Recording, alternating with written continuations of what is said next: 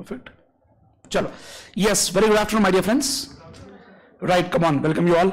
Just after a day break, we are back again. So, we are done with the so far discussion about what topics, my dear friends. Can you please tell me?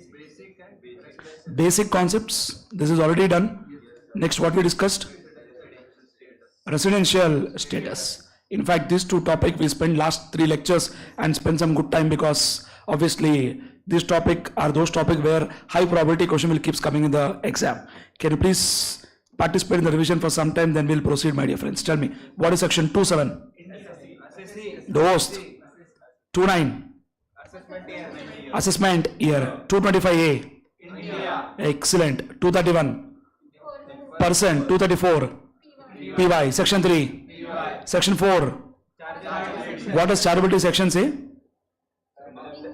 Income earned by an assessee during the previous year is chargeable to tax in assessment year. Income earned by an assessee during the previous year is chargeable to tax in assessment year.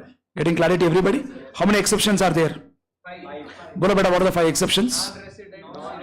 Shipping business of non-resident, then person leaving India permanently or for long time, AOP, BOI, AJP formed for short duration or purpose, person likely to transfer property to avoid tax. Then discontinued business, section 172, 174, 174A, 175, 176. Excellent.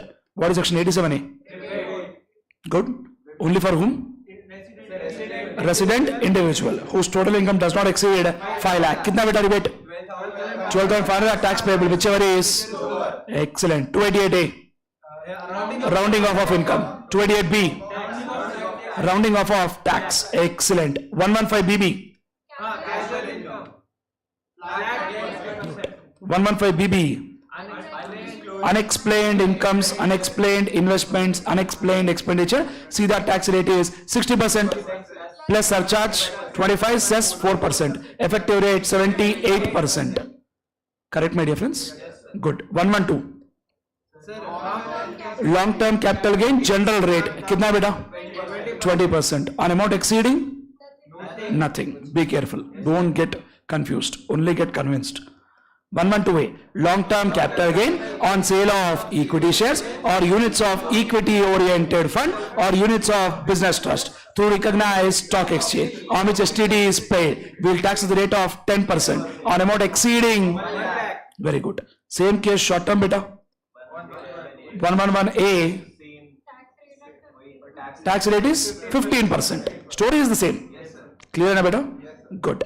Then, my dear friends, tell me what is the answer for section 224. Super. Section 14. GTI. Smart here, you guys have revised very good. GTI. What are the 5 heads of income? PGBP, capital gains, other sources. And all 5 together we call it as GTI. Reduced deduction under chapter 6A. And there are 2 types of deduction. Deduction based on payment, deduction based on income. Deduction based on payment, directly we will reduce income, take it as income, then take it as deduction. Balance will be total income. On the total income, we'll calculate tax liability. That's it, my dear friends? Yes, sir. Exactly. I have a question. What is section 80 TTA? Interest on savings bank deposit. Kitna interest deduction? 10,000 or amount, whichever is lower. Please don't tell your brain directly 10,000 beta. That will again trouble you. Getting my point, no? Yes, sir. Interest or 10,000, whichever is lower. Correct, my dear friends? Yes, sir. Exactly. Then, what is section 80C? Deduction बहुत सारे इसमें. इसका maximum limit कितना है बेटा? 1,50,000. इतना तो याद है ना? बाकी चीज में पढ़ाऊंगा आपको जब डिडक्शन में जाऊंगा, पढ़ाऊंगा, टेंशन मत लो. ठीक है? Are you all clear so far? चलो my dear friend, what is section 61? Basic condition for residential status, additional condition for individual. 6 हाँ, मैं लिखा नहीं ना. बेसिक कंडीशन कितने? 2. स्पेशल केस कितने? 3 स्पेशल केस में कॉमन पॉइंट क्या है? Indian citizen, smart boy. Third wala point, Indian citizen, person of Indian origin who comes to India for a visit during previous year. He will become a resident only if he satisfies first condition. Or the story of second modified story will come if total income exceeds other than foreign sources. Total income other than foreign sources more than 15 lakh. Perfection. Clear, no? Simple, please. So the perfection is very, very important. I believe a lot in perfection. The reason being very simple, sir. I mean, I learned this word perfection a lot in my school itself, because when I was in a school, I had actually had a lot of flair towards mathematics, but I never liked science much. That is the reason why I came to commerce primarily. I came to commerce without any thought about CA, but somebody told me CA is good. मैं सोचा ठीक है दो ही letter है कर लेते. That's how I started my career of CA. Simple. I joined just by chance, but after joining I became super serious and I've done it. But when I was in school, I was so much passionate towards mathematics, and I got a final exam was conducted, and I got a score of 99.5. Other friend of mine got 100. Slightly disappointed that why did I miss that half mark? In my class about 60 people are there, and my rank was about 38 or 39. बाकी subject में 40, 45, 55. अरे I told you very clear, you know. अब ये मत सोचो 19.5 मतलब sir आप तो पे सर, ऐसा कुछ भी नहीं है बेटा. In school I got a score of 74%. That's it. In schooling I am pretty sure all your percentage could be higher than me. I just got 74%. Intermediate CA में आने के बाद, especially after CA intro only, during CA intro only I became super serious, thinking that yes, मैंने ये path choose किया तो मुझे करना ही है. Foundation also I did not done. ये all first attempt only. I became CA at 21.5. So yeah, inter both groups at a time. Final I wrote group wise. Inter both group at a time I wrote. Final I wrote group wise, and 21.5 is when I finished my CA. And after 6 months I finished my CMA also. So I'm a CA and CMA both. So before that, actually मेरे बारे में बोलना नहीं था, मुझे कुछ और बोलना था आपको, वो सुनो. When I wrote the mathematics exam, I got 90.5. My friend got 100. No. So I was like यार क्या हो रहा है यार. I went to the faculty and told, sir छोटा ही mistake है, 99.5 है ना sir, round off कर दो sir 100. He told, Shiva एक चीज याद रख ले. If you want me to round off, I will round off to 99, but I will not round off to 100. If I round off to 100, there is a difference between being an expert, not being an expert. If I give you 100, it is not justice to you. It is injustice to somebody who is an expert. You are not an expert. You have to accept that you are not an expert. Half is also a mark. What is lost is lost. That statement went so deep into my brain, where I felt every mark is important, every half mark is important, every step of our life can make a difference. And in my life only I've seen, being in teaching for last more than 10 years, having trained close to more than some 20,000 students, 21,000 students I trained, and I realized a lot of people, different kind of students I've seen. Some of them too much aggressive, some of them too much sad people, dukhi atma, sab milte matlab. Alag types of students we keep meeting. One student was there who was extremely talented. This boy has got 59, 58, 59, 38.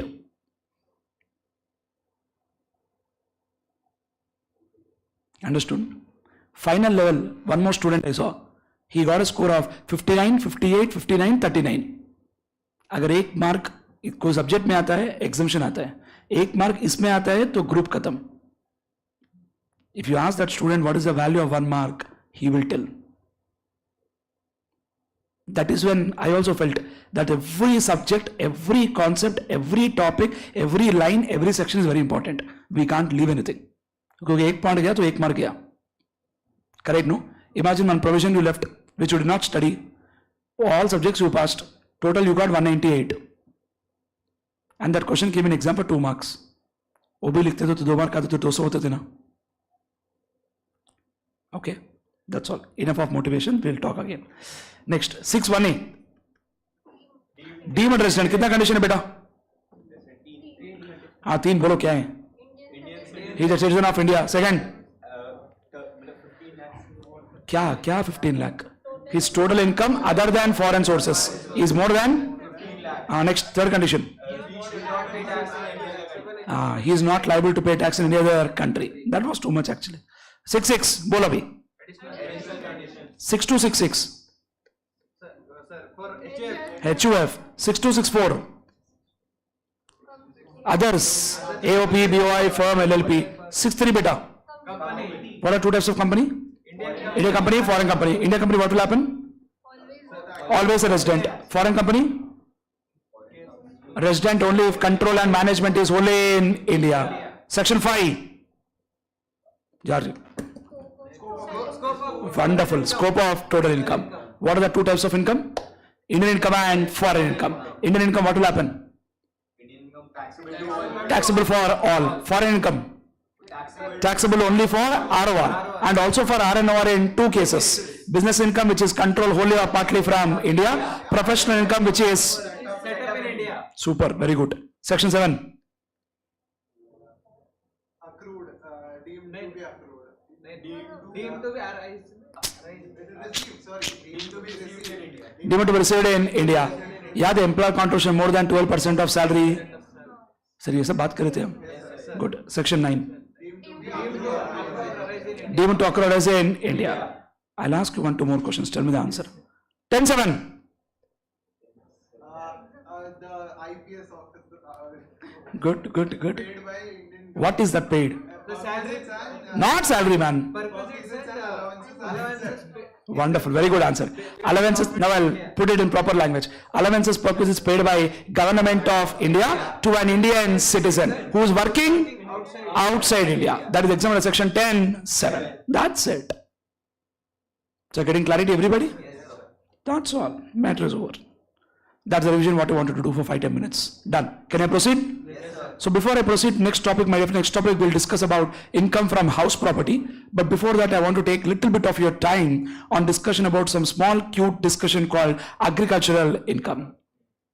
Well, a lot of people keep doing mistake in the exam because 2 to 4 marks will come suddenly in the exam, which comes as a surprise.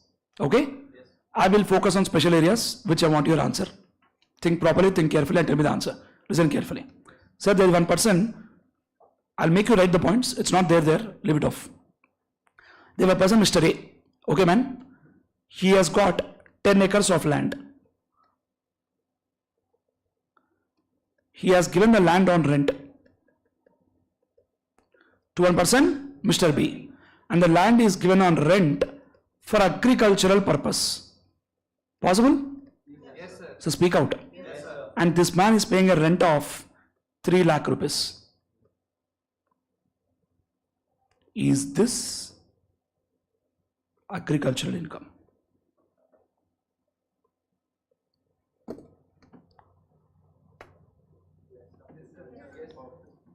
Question number 1. Okay? Answer I didn't tell. I'll tell. One person, Mr. X. Okay, man? This man has got 1 acre land along with farmhouse. I mean, today's date, there is generation people, I mean, we all, since we all belong to the same generation, we all actually spoiled that name of farmhouse because originally the farmhouse meaning is a place where farmer stays or farmer stores. Correct? Farmer stays or farmer stores. But today's the meaning of farmhouse has got changed where people have started saying that farmhouse is a place where we will do party, enjoy, rap, dance, whatnot. But the actual meaning of the farmhouse is not that. The actual meaning of farmhouse is what? Place where farmer stays or stores. Correct, my dear friends? Exactly. I hope we are clear, everyone. Yes, sir. Now, my question to you, there is 1 acre of land given along with farmhouse to one person, Mr. Y, for agricultural purpose. Come on, for what purpose it is given, my dear friends? Agricultural purpose. And Mr. Y is paying a rent of 1 lakh rupees. How much rent is paying, sir? 1 lakh. Very good. Now my first question to you, is this agricultural income? Is this agricultural income?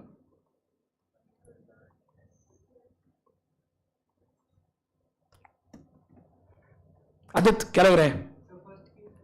First is agricultural income? Everybody? Any different thoughts? No? Agricultural income only? Okay, perfect. Excellent answer. Agricultural income. So what they told in the law is agricultural income does not just cover income of the cultivator but also cover the income of landlord who has given the agricultural land on rent for agricultural purposes. I'll make you write that point, don't worry. Agricultural income does not just cover income of landlord but also cover the income of cultivator who has given agricultural land on rent for agriculture purpose. If he has given agricultural land for shooting of a film in India, let's say when South Indian film is being shot, where hero is running behind the heroine and when background music is coming with some song, then it's not agricultural income. So getting clarity? Yes, sir. Wonderful. Next, I have one more question. Before you answer second question, I will ask you in between one question. Shivateja has got 20 buffaloes with me. 20 buffaloes. Daily morning, milking of the buffalo or milking of the cow and selling the milk. That's called milking of the cow. Correct, my dear friends? Yeah, I'm milking the buffalo and cow and I'm selling that milk. What's wrong? Every activity is activity only. Due respect to every activity, right? So milking of the cow and buffalo and I'm selling that milk. Is it agricultural income?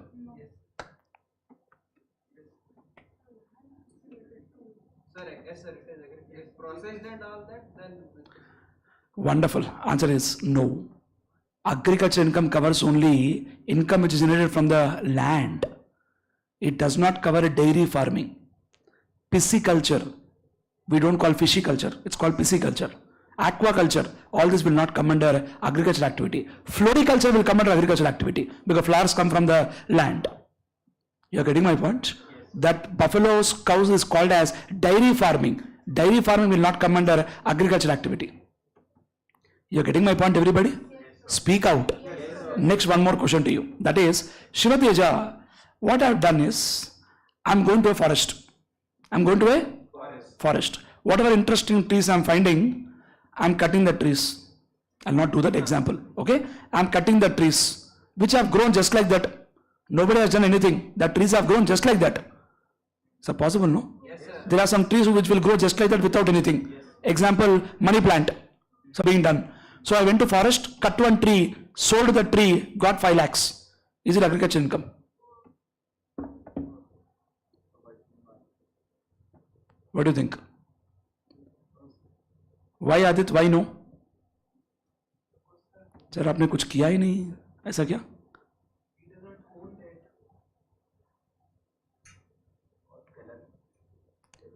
ठीक है, अगर मेरा खुद का ही land है, I have my own land in which I don't do anything, but one plant has come.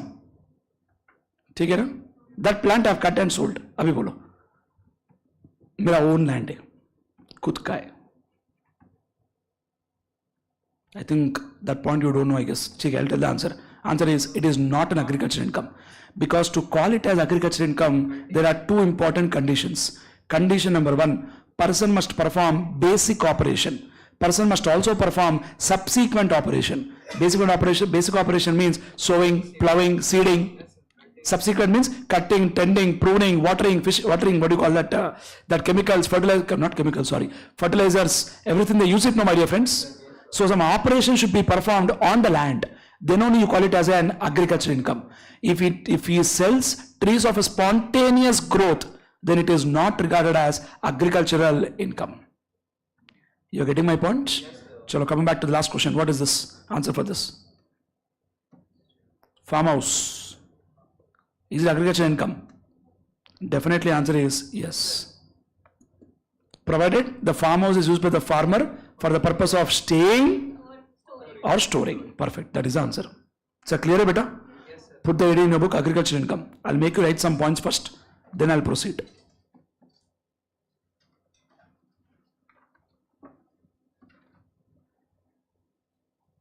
Put that in, but agricultural income. So why is this agricultural income topic so important? Why do you think I'm focusing on this topic?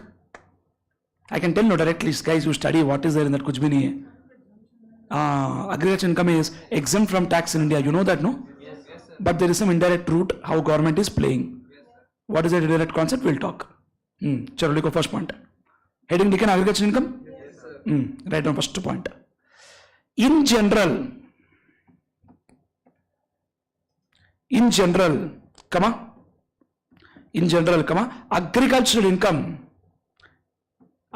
income from a land in India. So this is very, very important. Agricultural income from a land in India. Underline karo beta. Land in India. If the agricultural land is in Japan, Korea, it becomes taxable. Exam mein ek baar question aaya tha. Agricultural income from a land in Uganda. Student told agricultural income is exempt. Bhaiya taxable hai wo. Agricultural income is exempt only when the land is in India. Uganda is not in India. Come on. Agricultural income from a land in India is, sorry, what did I say? In general, agricultural income from land in India is exempt. Under section 10, kaun sa? 10-10 gratuity है बेटा, 10-10 ए pension बेटा, 10-10 double A अच्छा leave salary है बेटा, वो 10-10 B retrenchment है बेटा, 10-2 share of income from HUF. और कुछ options? 10-1 that is the answer. First provision of exemption is agriculture income only. At least that way you remember. अरे इंडिया में एग्रीकल्चर बैकबोन है यार. यार कितना भी मेहनत करो, आप हो या मैं हो, कोई भी हो, ultimately food. We should always be thankful to farmer. Whatever pav bhaji we are eating or any food we are eating, that is also coming from vegetables, and vegetables are grown by somebody. Correct? No? I eat pav bhaji, that's why I give that example. Anyways, you got the point here, no? So कौन सा section agriculture income का? 10-1. That's why I waited for 1 minute so that you will recollect all sections. Then your brain tell, "Chee, those are all sections गलत है." कौन सा है section number? 10-1. Clear है? 10-1 is agriculture income from land in India. Next point. Agriculture in order. Wait. Sorry. First, let me write this. In order to regard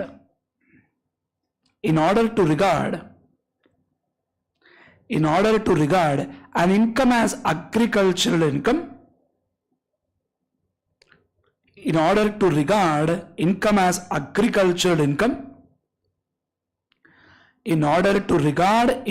agricultural income, person must perform.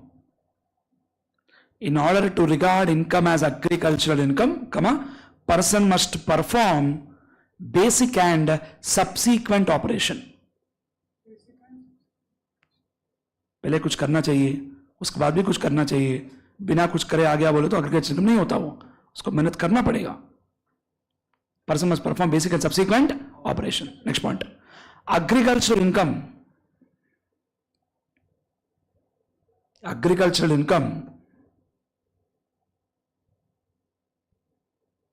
not only covers the income of landlord.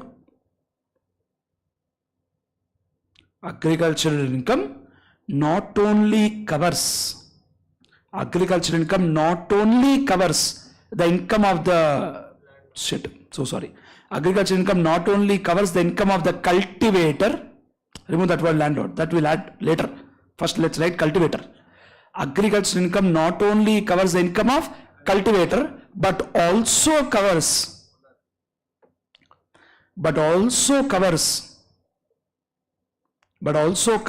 the income of landlord.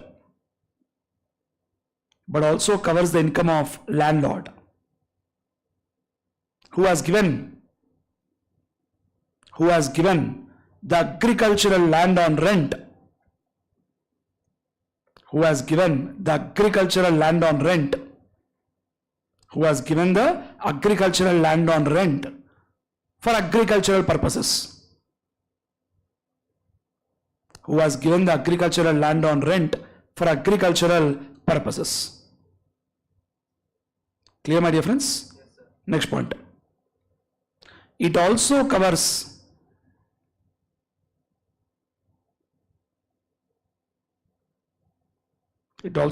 income from letting out of farmhouse. It also covers income from letting out of what, sir? Farmhouse. That is a place where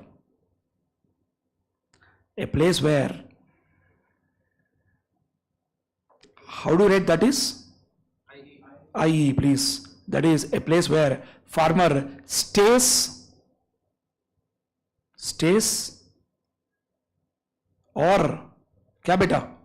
Stores agricultural produce. Generally staying place is called as a dwelling house. That's what they call it. Heard this word dwelling house? How good? Dwelling, DWELLING. Dwelling means where he is staying. Clear beta? Done. Story is not yet over. नीचे एक point लिखो. Income from, next point. Write point wise, no, write point wise. Income from sale of trees. Income from sale of trees of spontaneous growth.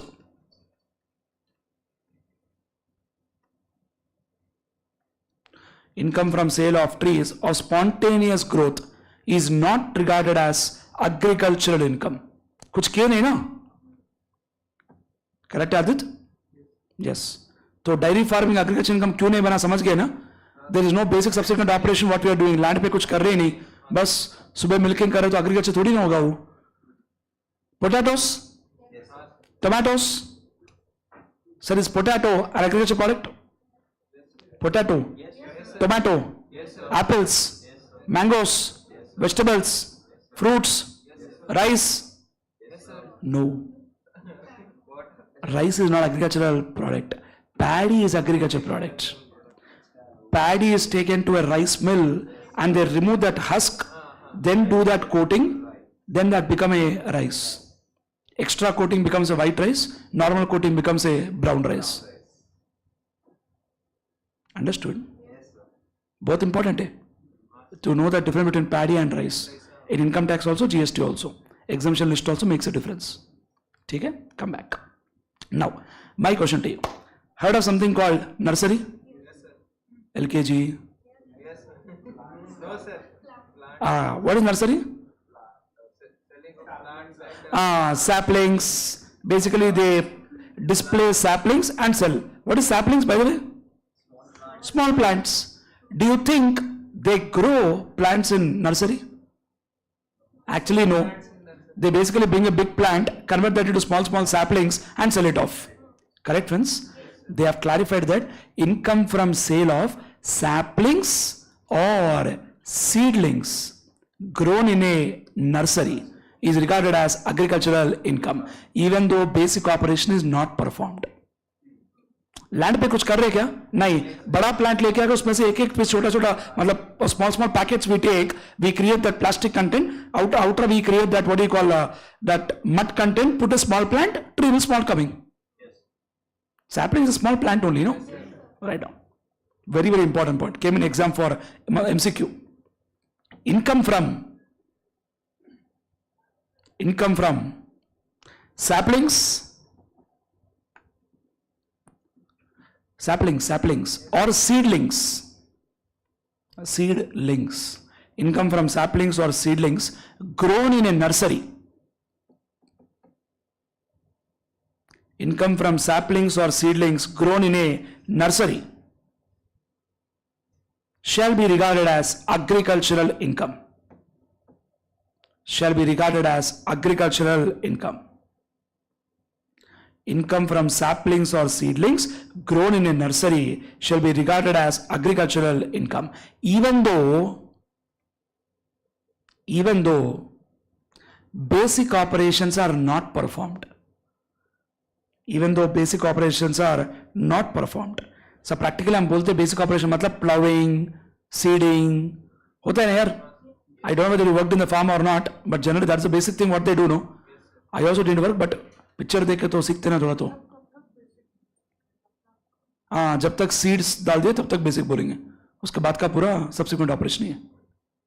Grow होने के बाद cutting, tending, pruning, trimming, ये वाला नहीं. Plants को trim करते हैं ना sir, they use that rotator and do that trimming activity. Right. Anyways, I don't know that much, but whatever I know I told you. Anyways, I mean agriculture practically. इधर तक clear है बेटा? Everybody? Now I have a question. That is, in the law, they clearly told that agricultural land. How do you define a word agricultural land? Agricultural land is a land which is regarded as agricultural land as per the municipal records. Correct, no? So there is a municipal record, no? yes, sir. Municipality, town. इस explanation वही आ रहा हूं मैं. Agricultural land, there are two types of agricultural land. Wow. Rural agricultural land, urban agricultural land. And law told sale of urban agricultural land is taxable, but sale of rural agricultural land is not taxable. So it is very, very important to know what is the definition of this word rural agricultural land and urban agricultural land. And they are beautifully defined in the law. Rural agricultural land is a land which is not an urban agricultural land. Urban agricultural land is a land. Sir, वो भी not a rural बोले तो फिर कैसा हो गया यार? Urban agriculture, rural agricultural land is a land which is not an urban agricultural land. Then what is urban agricultural land? Any idea? Limits है, क्या है limits?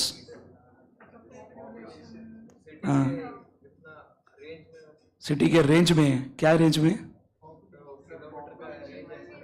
पॉपुलेशन है, कुछ है, इंडस्ट्रियल एरिया है, वो कुछ आइडिया नहीं है. ठीक है सर. हर सिटी, हर टाउन, हर village, there is something called municipal border, my dear friends. Technically called as municipality. Correct my dear friends. If the land is within the municipal border, within the and population is not less than 10,000, not less than 10,000, but greater or equal to 10,000, then we call that land as urban agricultural land. Sir बहुत जरूरी है urban rural classify करना, because urban बेचेंगे तो tax आएगा, rural बेचेंगे तो tax नहीं आएगा. Next, land is with in 2 kilometers from where? From municipality border. Municipality we call it as. Correct my dear friends? And population is greater than 10,000. Then also we call it as urban agricultural land. Sir, I hope you are understanding. Yes, sir. Everybody, are we clear with this point, everyone? Story is not yet over. Land is within 6 kilometers. Land is within, कितना बेटा? 6 kilometers of a municipality and population is more than 1 lakh. समझ रहे आप मेरी बात? Next. I will ask you 2 questions. Think properly and tell. There is a municipal border there. Distance from municipal border to my land. Municipal border to my is 5 kilometers. How much kilometers? 5. And population is 50,000. Rural or urban? Rural. Excellent. Rural. Rural. So correct my dear friends. 5 kilometers, 5 lakhs. 5 kilometers, 70,000.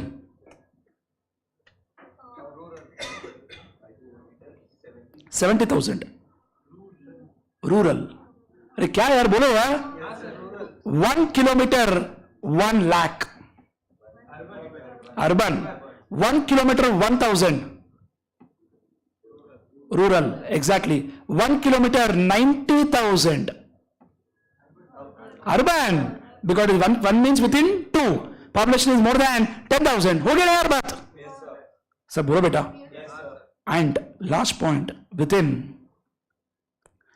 8 kilometers and population is more than 10 lakhs.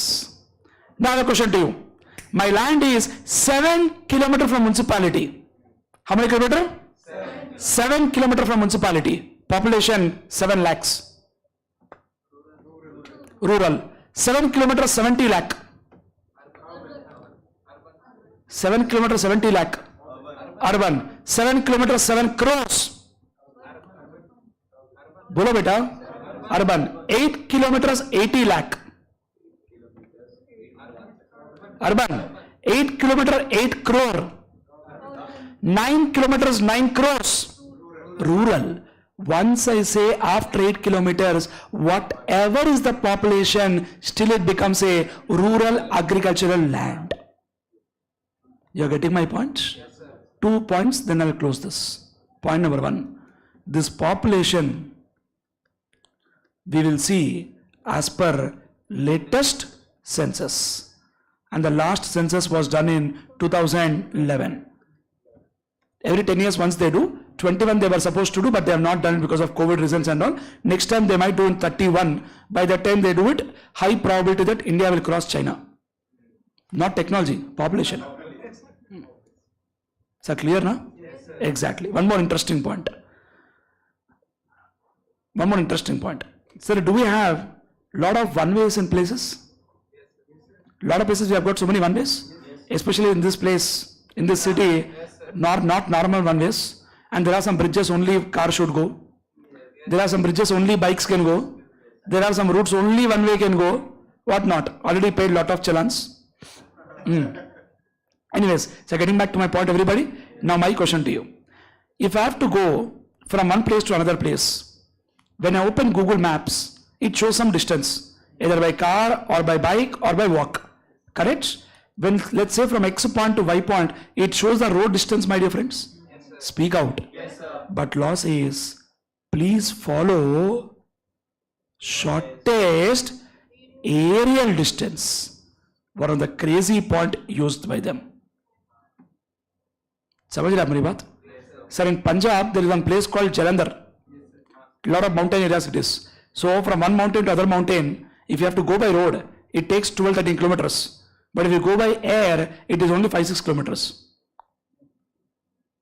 समझ रहे आप मेरी बात? And lock they in the provision they clearly told, don't see shortest road distance, please see shortest aerial distance. So we are not going to see distance by road, we will see distance by air. Such a crazy point. Yes. Clear? That's it. Very important. Why very important? Why very important? Sale of rural agricultural land is kya beta? Not taxable.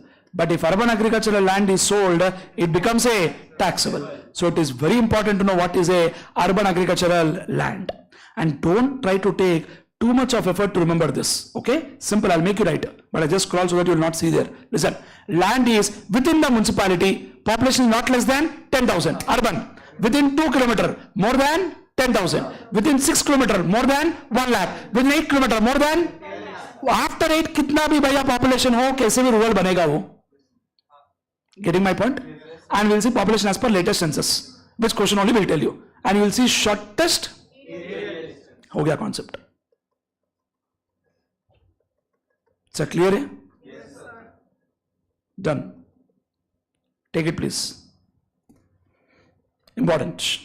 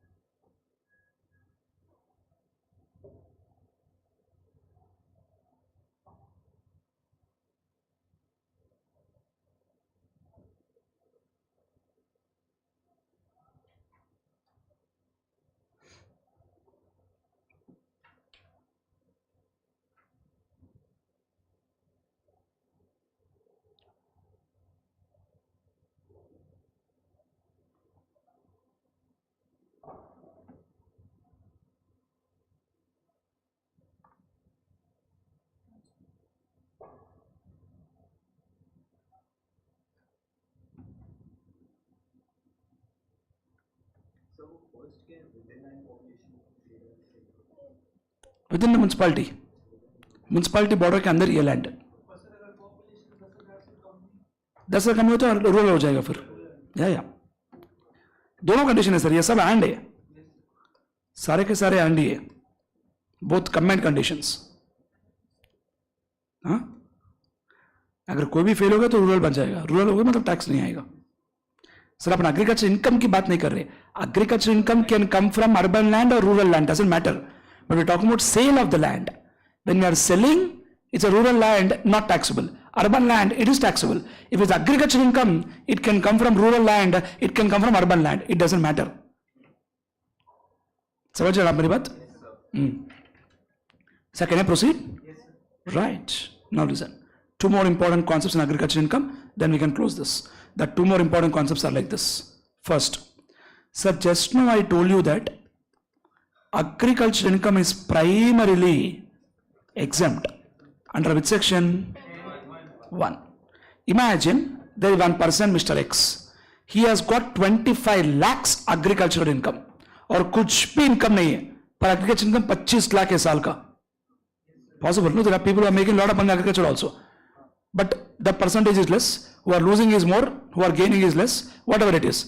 But there are people who are gaining also, no? One person is doing agriculture, he is making 25 lakhs per annum. Should he pay any tax? Speak out. Agriculture income है पूरा का पूरा 25 लाख है, कुछ tax आएगा? ठीक है, 2.5 करोड़ है, कुछ टैक्स आएगा? 25 करोड़ है, नहीं आएगा. It doesn't matter how much ever is the income, still it is exempt. When exempt means exempt, this is not exempt up to certain limit. How much ever is agriculture income, everything is exempt. But these crazy people brought an interesting concept called partial integration. This is a way government is trying to collect more tax. What they told is, this story of partial integration will apply only when agriculture income is more than 5,000 per annum.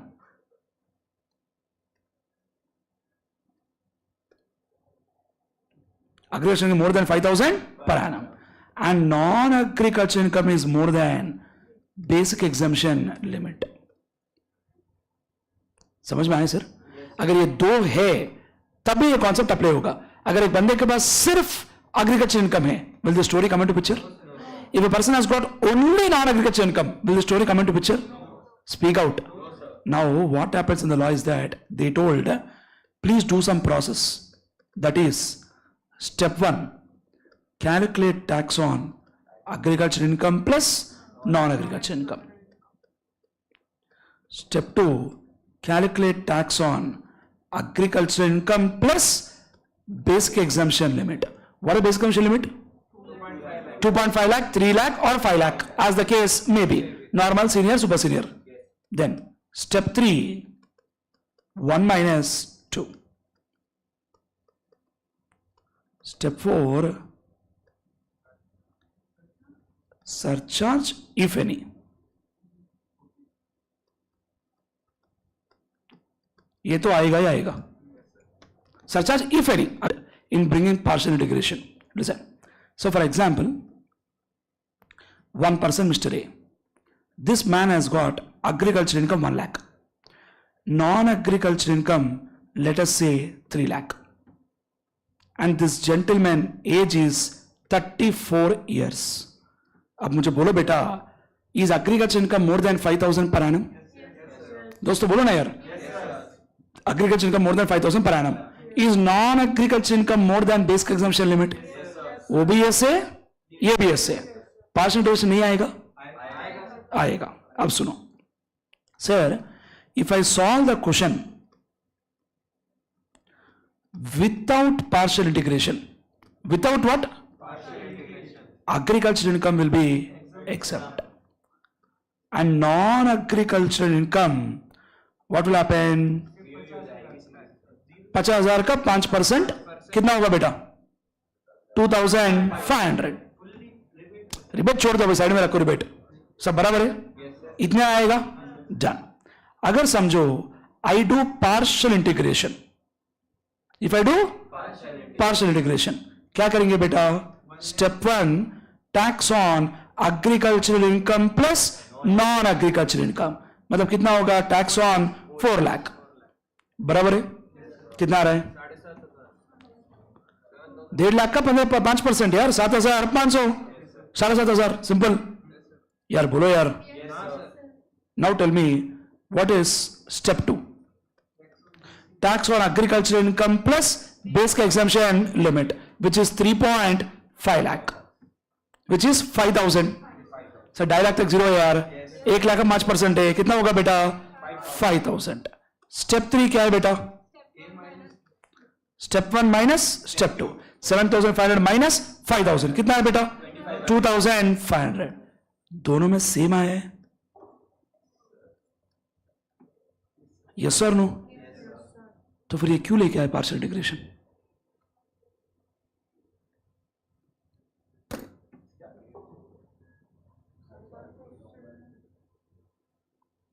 Sir आप मेरा point समझे क्या? Sir repeat again. If a person has got only agricultural income, tax will be what? 0. And in law they are telling, boss, we will apply one special concept called partial integration when two conditions are satisfied. And the two conditions are agricultural income is more than 5,000 per annum and non-agricultural income is more than basic exemption limit. And this story will apply only for individual, HUF, AOP, BOI, BJP नहीं, AJP. Correct है ना यार? Logic simple है इसके पीछे. Corporate society को, company को apply इसलिए नहीं कर रहे because for them there is no basic exemption limit. Firm का सीधा 30%, कंपनी का या तो 30% या 25%. बेसिक एग्जेम्पशन लिमिट कुछ है क्या? इसके लिए उनको अप्लाई नहीं कर रहे. अब मेरा क्वेश्चन आपको ये है कि मैंने आपको एक एग्जाम्पल दिया है, अगर आपने पार्शियल इंटीग्रेशन अप्लाई नहीं किया तो टैक्स कितना है बेटा? 2,500 रुपया है. अगर अप्लाई भी किया है तो कितना आ रहा है? तो ये कॉन्सेप्ट लेके क्यों आए फिर? कुछ तो फंडा होगा ना इसके पीछे. Some logic should have been there, no? वरना गवर्नमेंट पुकार में तो कॉन्सेप्ट लेके आएंगे कुछ. Now listen to example 2. Everything I will make you right and I'll also give a question which you have to solve. Okay, example 2. Agricultural income 2 lakhs, non-agricultural income 4 lakh. ठीक है? Tell me बेटा, without PI मतलब what will happen? Tax on agricultural income will be 0. Tax on non-agricultural income will be 1.5 lakh का 5% 7,500. बेटा बराबर है? 1.5 लाख का 5% कितना होगा बेटा? 7,500. But other side, if I apply partial integration, अरे बहुत मैथमेटिकल गेम खेले हमसे अपने से ये लोग. स्टेप 1, टैक्स ऑन व्हाट बेटा? Agriculture income plus non agriculture income. कितना है बेटा? 6 lakhs. ऑन 6 lakhs 2.5 लाख तक जीरो है. 2.5 से 5 लाख 5% 12,500. 1 लाख का 20% 20,000. 20,000 12,500 विल बिकम 32,500. चेक कर लो चाहिए तो. Next step 2, tax on agriculture income plus basic exemption limit, which is tax on 4.5 lakh, which is 2 lakhs into 5%, which comes to 10,000. बराबर है? बोलो. डिफरेंस कितना है बेटा? 22,500. अगर पार्शियल इंटीग्रेशन अप्लाई नहीं करते तो कितना आता था? By applying partial integration how much tax has become? Tax बढ़ा है नहीं बढ़ा? Now I'll tell the logical reason here. It's a pure mathematical game. नहीं यार, तो सुनो mathematical game क्या है इधर? In the first example, when agriculture income was 1 lakh, non-agriculture income is 3 lakh. If you ignore non-agriculture income and see 3 lakh figure, 2.5 से 5 लाख तक तो 5% ही टैक्स है. 3 लाख को आप जब 1 लाख ऐड करोगे तभी भी वो 4 लाख ही बनाए. Even then it is still in your 5% bracket only. Even then it is still in your 5% bracket only. Now in this example, non-agriculture income is 4 lakh. When you add agriculture income, non-agriculture income, 4 plus 2 became 6 lakh. From 5% slab, you are jumping into 20% slab. Automatically your tax will go up. समझ रहे आप मेरी बात? Lot of people in India started shouting, telling, nonsense! Indirectly you are taxing agriculture income? छोड़ रहे आप लोग. Emotional हो गए लोग. And government don't like emotions and feelings. They want only sections and subsections. Government replied, one dialogue. We are not taxing agricultural income. The idea of partial integration is not to tax agricultural income, but to tax non-agricultural income at higher rates. Dialogue सुने उनका, भैया हमको agriculture income tax नहीं करना है, non agriculture income को ज्यादा rate पे टैक्स करने के लिए हमने ये कॉन्सेप्ट लेके आया. आप बोल रहे छोड़े, आप लोग छोड़, हम क्यों है, कर मत, बाकी कम, सिर्फ एग्रीकल्चर कर, टैक्स जीरो है, 2.5 करोड़ जीरो है, 25 करोड़ जीरो है, जितना करो उतना करो जीरो है. You are getting my point sir? I hope you are understanding everybody. Speak out. Pakka, my dear friends. You have to understand the practical concepts very clearly here. I hope this concept is making sense.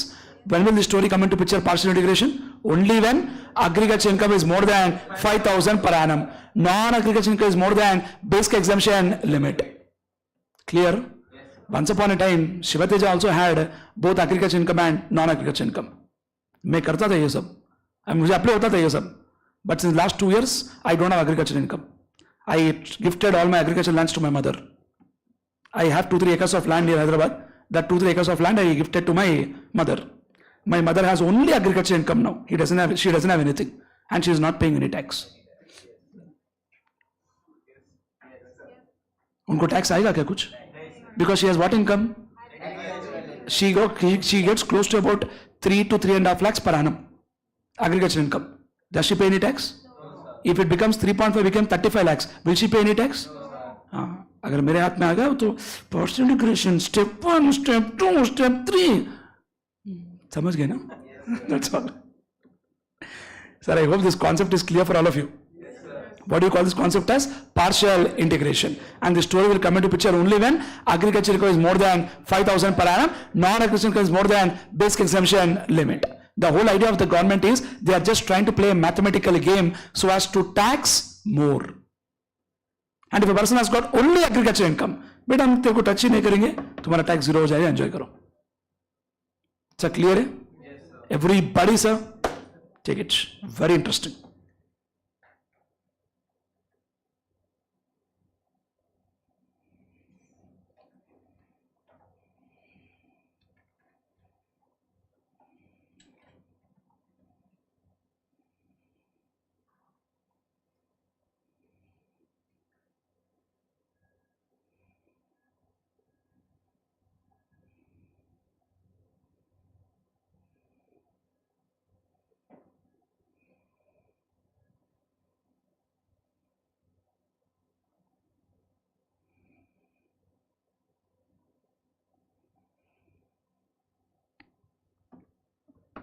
समझ में आया ना बेटा concept? क्यों?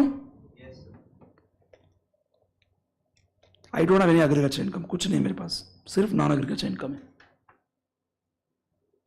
समझ गए ना वो भी क्यों? हाँ.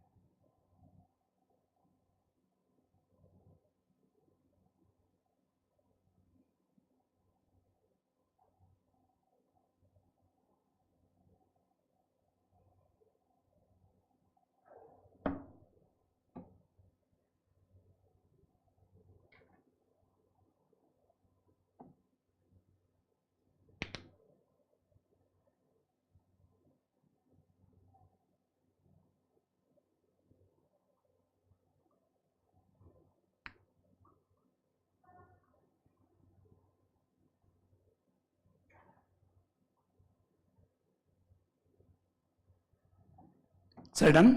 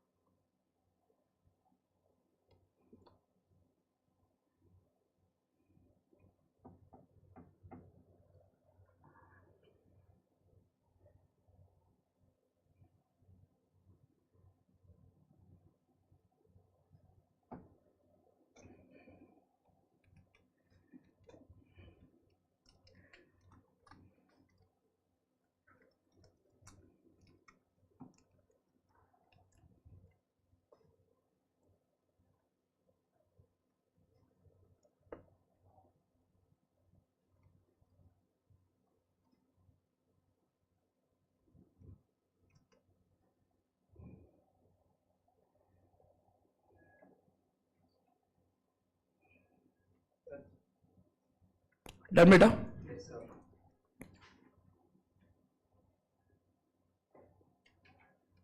Or what is it? Take this example also.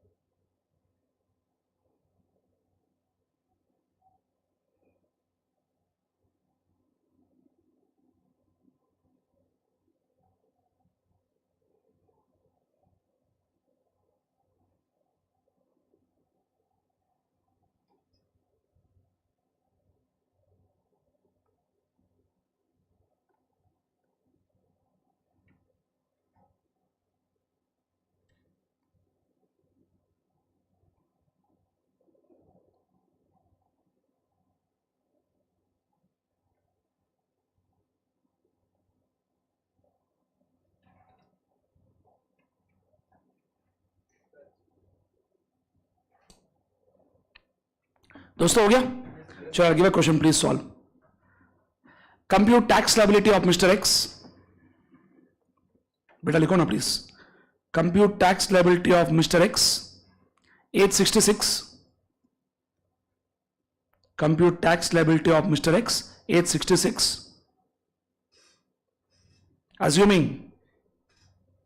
Assuming his agricultural income. Assuming his agricultural income is 14 lakh, 14 lakhs, and non-agricultural income is 12 lakhs, 12 lakh. That's it. करो बेटा, 2 minute time. Quick.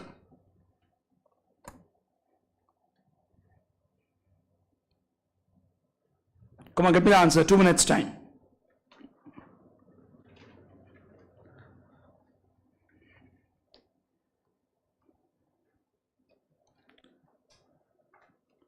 You need not do without partial integration. That was only for understanding, I told.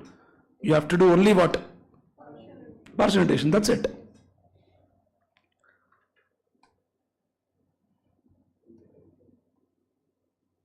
Without partial integration is not required. That is only for understanding, I told. You have to do only with partial integration.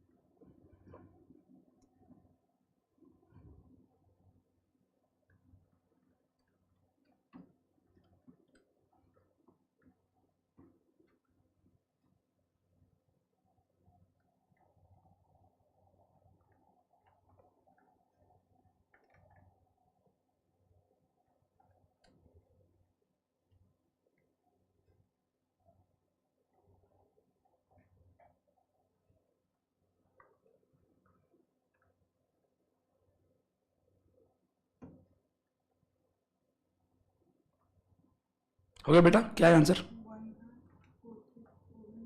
1,40,400, 280,800. सीधा double ही आया उनको आपका. Yes दोस्त, क्या है answer आपका?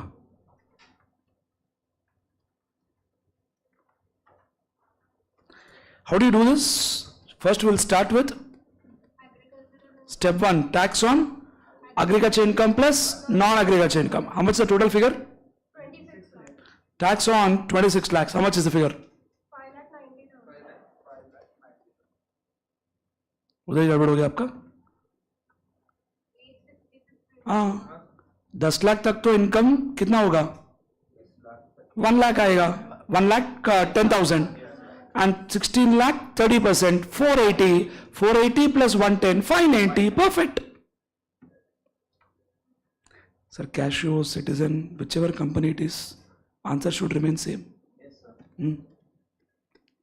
Step 2, tax on agriculture income plus basic exemption limit, 17 lakh. 3 lakhs?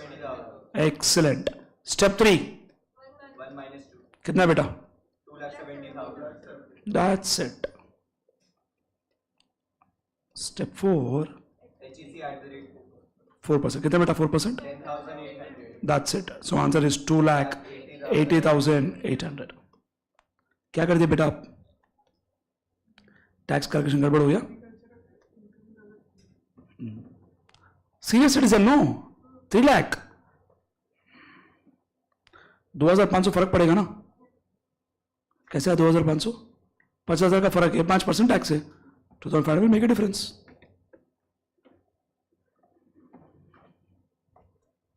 That's it. Agriculture income story is this, subject to one small important concept. Then only I can complete agriculture income. क्या है बेटा? What is it? बोलो ना. हाँ, percentage वाला. पर वो कर क्यों रहे हम? सबसे पहले कॉन्सेप्ट नहीं यार. Sir, I'll ask you an interesting question. Okay, think properly and tell me. Heard of somebody called Brew Coffee? सुनिए ब्रांड का नाम? Right. Brew Coffee have got their own coffee plantations. Coffee comes from coffee leaves, beans. Thank you so much. Tea come from tea leaves. Clear with that, no? Is coffee beans an agriculture product? Coffee beans. The raw one. Yes. वो shell type आता है और shell को break करते हैं, और shell को क्या बोलते हैं एग्जैक्ट मुझे भी नहीं पता, इसलिए मैं कॉफी बीन बोल रहा हूँ. हाँ, it works out, some process is there for that. Anyways, is tea leaves an agriculture product? Tea leaves लेंगे ना example, छोड़ो कॉफी को. Is tea leaves an agriculture product? Yes. If somebody sells tea leaves, is it agriculture income? Wonderful. I'll ask you one question now, think properly and tell me. Let's say our friend Aditya is producing, he is having tea plantation, he is sitting in Ooty, Karnataka, Ooty, too much of tea plant, Kerala, Ooty or whatever it is, or let's say he's staying in Lonavala, lot of tea plantations are there. So he has got tea plantation, he is selling tea leaves to me. Whatever income Aditya is getting, is it agriculture income? Yes, sir. Yes. I am converting the tea leaves into tea powder and I am selling tea powder. Is it agriculture income? Taxable also छोड़ो यार. Is it agriculture income? Definitely answer is no. Correct? But the biggest question which will come is, what if our friend Aditya, who is growing that tea plantation, he only converts the tea leaves into tea powder and sell the tea powder. Whatever he is getting, is it agriculture income? Partly agriculture income, partly non-agriculture income. We have to bifurcate that. And in law, they have given a fixed percentages for tea, coffee, rubber. But for all other products, some other story will come into picture. I'll give one more example. There's a brand called Balaji Chips. Yes, sir. Okay? They have got their own plantation where they produce potatoes. Is potato an agriculture product? Yes, sir. When they produce potato and they sell the potatoes, is it agriculture income? Yes, sir. But the problem here is that potatoes, what they produce, they are converting that potatoes into potato chips, and then chips are being sold. Chips is not an agriculture product.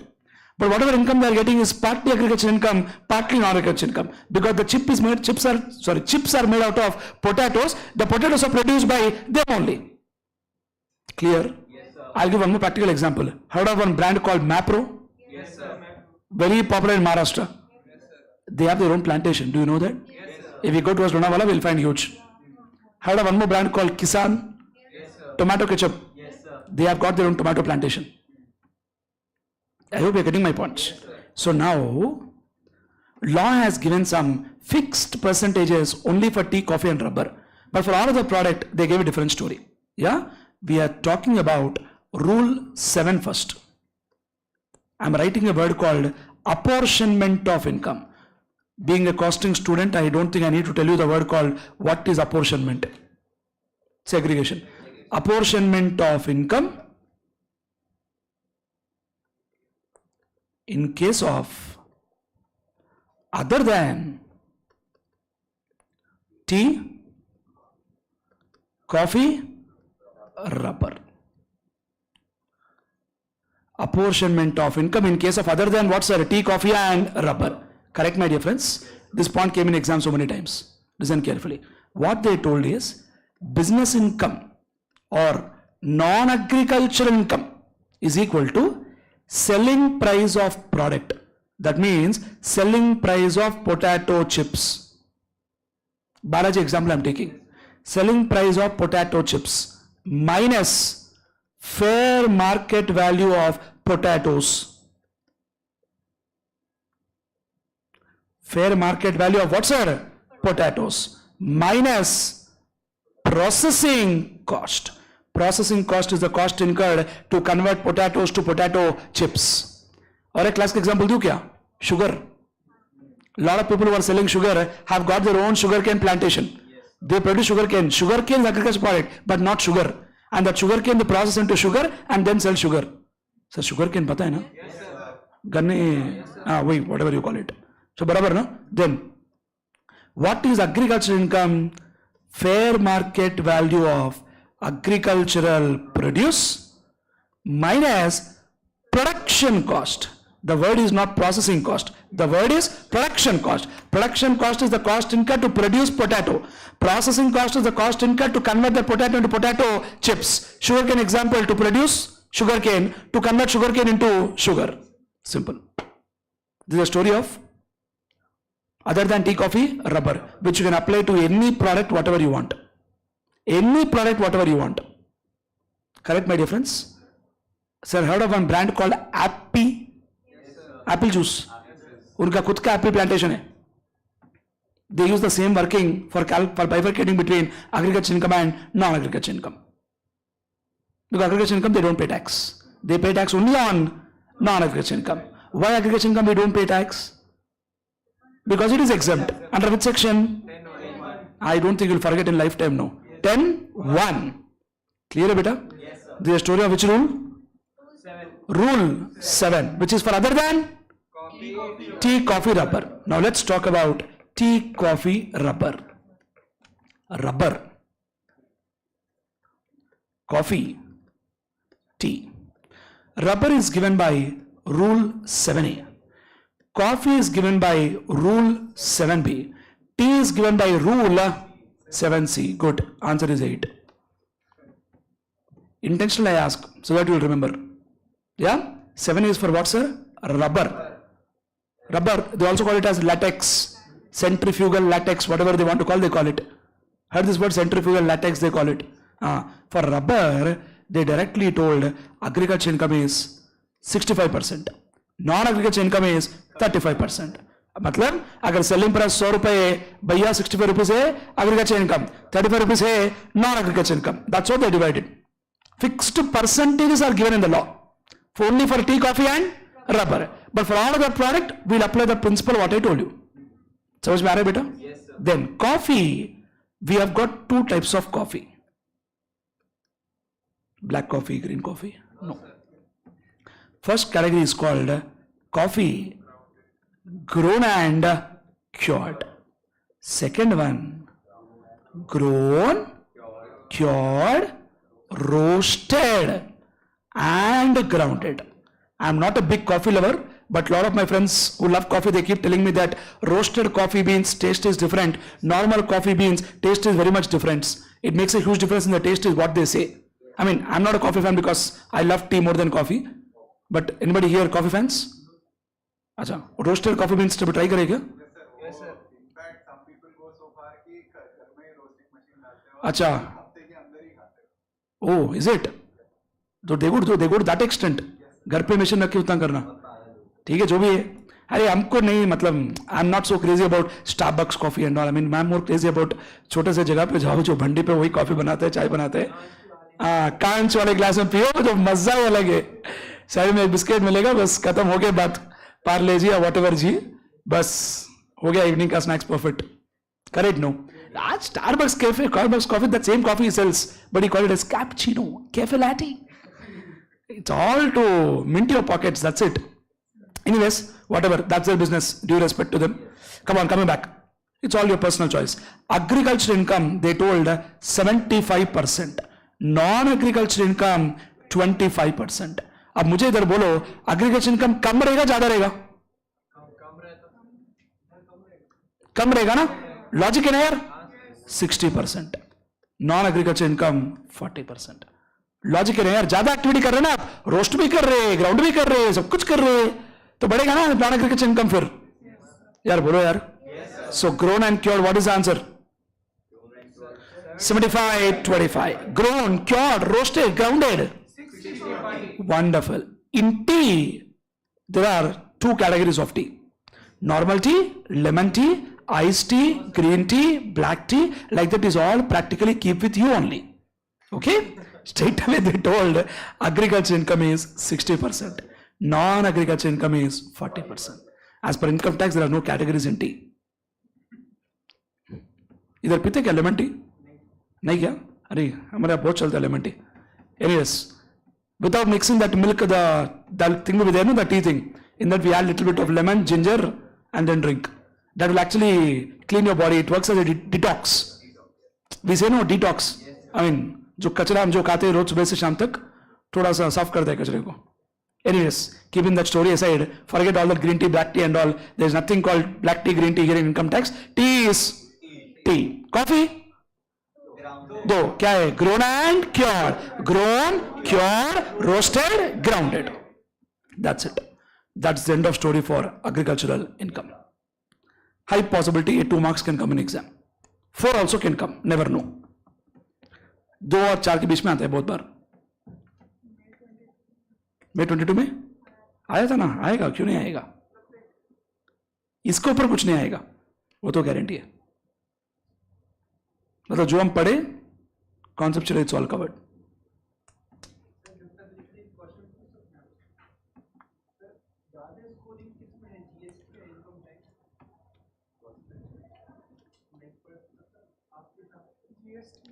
अरे वैसा बोले तो फिर आधा वर्ष करके GST को सच करेंगे रे बच्चे, ऐसा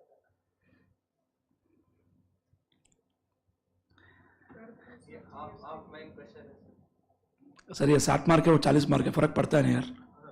सी my point is simple, that 40 also is scoring, 60 also is scoring, but you want examination you have to score in both. अब सिर्फ आप पासिंग का ही बात कर रहे तो अलग बात हो गया ना. If you are looking only at passing, then the story is different. But I will not answer that question because I don't want to talk only about passing. I want to talk more about getting a bigger number. तो इसलिए मतलब जी obvious की बात है कि उधर syllabus कम है ना, कंटेंट कम है, तो ऑब्वियसली इसलिए मार्क्स भी कम है ना. वो बाद में बात करेंगे यार, अभी वो टॉपिक कभी. हाँ, आप क्या क्वेश्चन पूछ रहे थे दोस्त? आपका क्या क्वेश्चन था? हाँ ठीक है. ये समझ गए ना बालाजी का कहानी, शुगर केन की कहानी, एप्पल जूस की कहानी.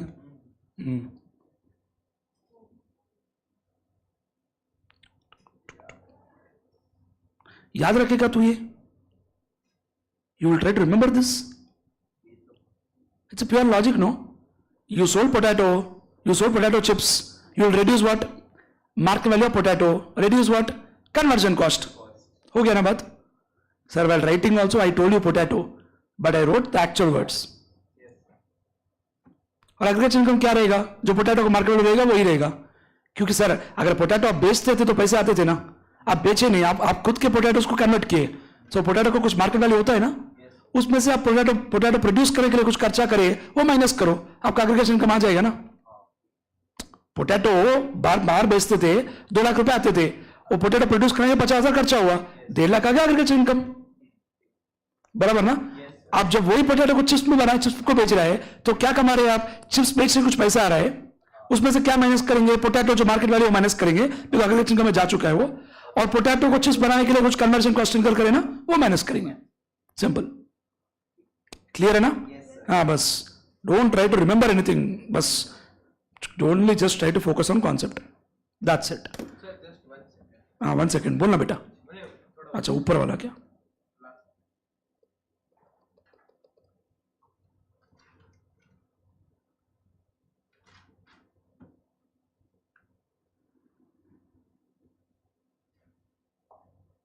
हो गया?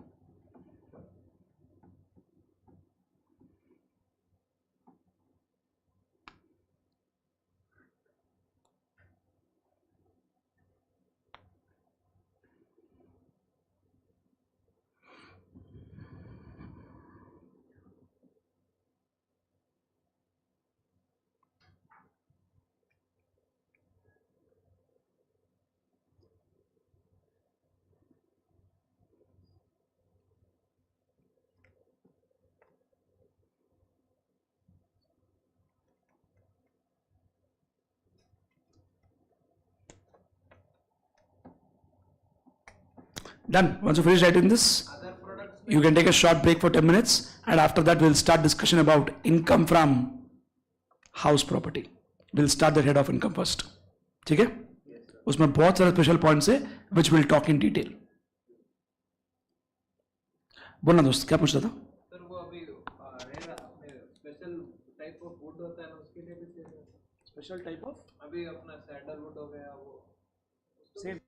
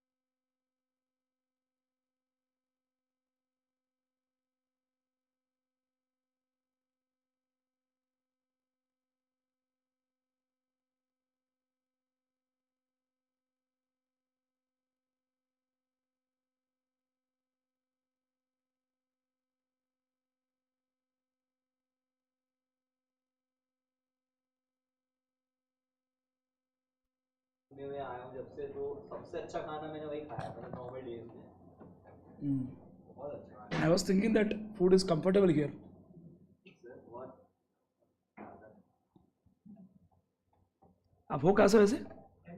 MP. You? Oh, from same district? Neighboring districts.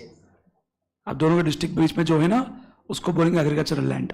अगर 8 किलोमीटर का दूर है तो वो हो जाएगा रूरल एग्रीकल्चरल लैंड. 8 किलोमीटर के अंदर है और पॉपुलेशन 10 लाख के ऊपर है तो वो बनेगा अर्बन. ठीक है ना? गुड. MP नहीं दोस्त, आज तक कभी मौका नहीं मिला. MP में कोई दोस्त नहीं है, कोई नहीं बुलाया मेरे को आज तक MP. नहीं अभी आएंगे. MP तो मैं आया नहीं, बट इंदौरी पोहा तो इतने बार खा चुका हूँ, मतलब उसका कोई लिमिट नहीं. अच्छा, MP में कहाँ पे? इंदौर, भिलाई. अच्छा, मतलब क्या फर्क पड़ता है इधर का चाय उधर का चाय, मतलब टेस्ट में जिंजर टेस्ट वैसा था क्या? ओके, ठीक, हो सकता है फिर कुछ नहीं हो सकता है. सम स्पेशलिटी आज देयर. इधर जो पोहे मिलता है ना, उधर हमारे पास नहीं मिलता इतने टेस्टी पोहे. एक्चुअली जबलपुर में भी एक दो चाय पॉइंट तो भयंकर फेमस है. लाइन ऐसी है. My cousin is right now studying in AIMS Bhopal. I have a plan to come this December mostly. आऊँगा. नहीं जरूर. नहीं जरूर. चलो स्टार्ट कर रहे थे.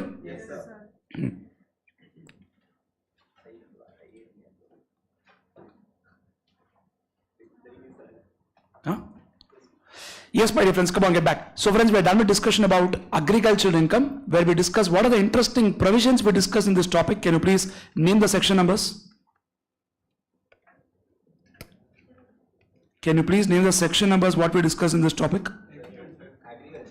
Agricultural income. What is that we have done? We discussed about 10.1. What is it? Agricultural income. We spoke about Rule 7, Rule 7A, Rule 7B, Rule 8. बराबर है बेटा? क्या है बेटा 10.1? Agricultural income from a land in India. पूरा बोलना बेटा. What is India? 225A. बस अपना टेरिटरी वाटर्स पूरा बहुत बात करें उस बारे में. Next rule 7. No other than tea coffee rubber. 7A rubber. 7B coffee. 8 T.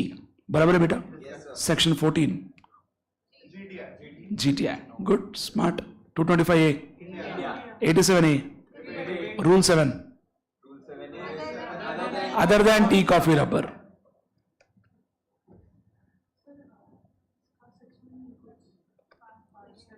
Partial integration, no section number is a partial integration. That's given by the tax rates. अब मैं आपसे एक क्वेश्चन पूछूंगा जिसका आप जवाब दो मुझे. हमने ये पढ़ा है 2.5 लाख तक टैक्स जीरो है, 2.5 से 5 लाख 5%, 5 से 10 20%, अबाउट 10 लाख 30%. ये कौन सा सेक्शन ने बोला है? कोई सेक्शन नहीं है. Rates are given by finance act. Every year finance act comes no, and for November 22 exam you are basically studying Finance Act 21, and in that Finance Act 21 there are rates. समझ गए ना? उधर से आए ये provision. Clear? Convinced? Good. What is section 87A? Rule 7A. Rubber. I don't know whether you got the logic or not. Intentionally I erased that. because student ने दिमाग में रख लिया है ये other than tea coffee rubber, rubber tea coffee. ऐसा नहीं होता है ना. Next rule 8. Good, smart boy. Next, what is section 10(7)? वो क्या paid by government of India? यार तब से paid by government of India बोल रहा है. Allowances perquisites paid by government of India to an Indian citizen working outside India. That is what my dear friends? exempt under section 10(7). Good. 10(1).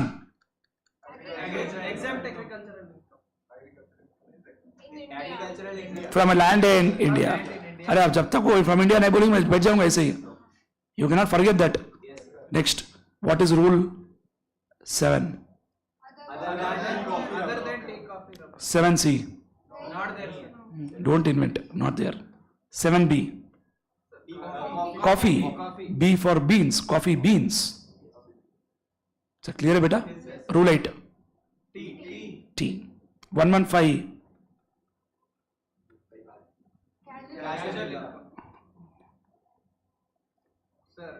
Total capital gain on sale of 10% on amount exceeding. 1 lakh. Good. 80 TTA. Interest on savings and deposit. 6-1A. Team Deemed resident. 6-1. Basic bonus for individual. 6-3. Company. 6-6. Addition. Rule 7A.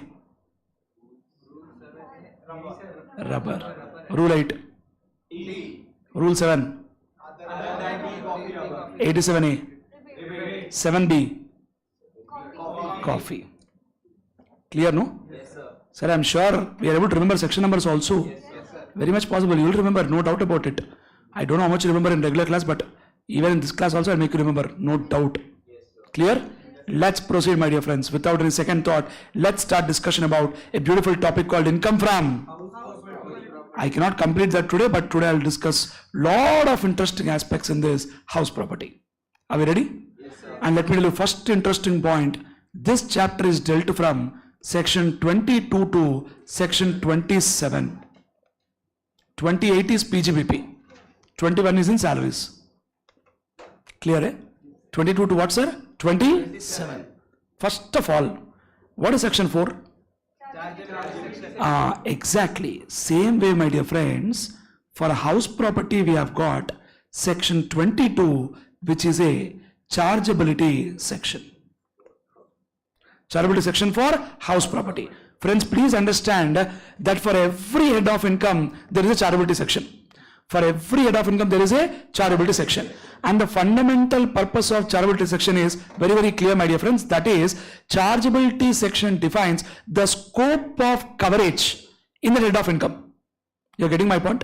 What is covered in the head of income, what is not covered in the head of income is covered in the chargeability section. Perfect, very good.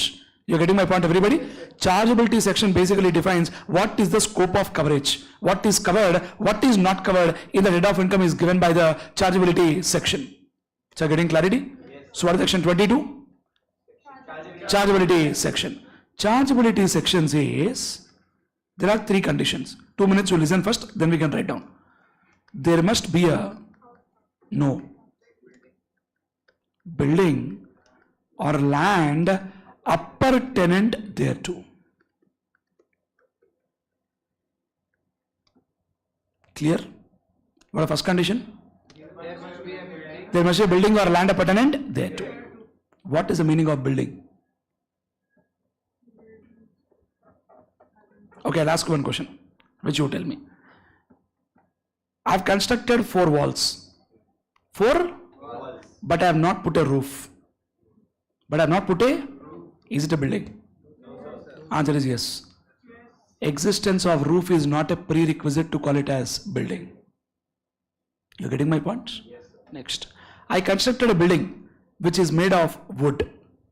There is no bricks, there is no steel, there is no cement, there is no sand. It is completely constructed of wood. हो सकता है यार? Is it a building? Definitely answer is yes. It need not be made of brick, cement, sand and steel. Even a wood building is also a building. So there must be a building. Or what? Land appurtenant thereto. What is land appurtenant? Land appurtenant means land which is attached to the building or within the premises of building. Classic example, car parking area, common area, they'll all come under land appurtenant. One more example in society, in apartments, for example, there is block A, block B. In between the block A, block B, you'll have a road. That is called land appurtenant thereto. There's a playground, land appurtenant thereto. Swimming pool, land appurtenant thereto. It's not a separate land. If it is separate vacant land, the story is different. You are getting my point? Chalo beta, what is which section we are talking? What is that, my dear friends? Chargeability section. What is the first condition? There must be a building or land appurtenant thereto. Next. Assessee must be the owner.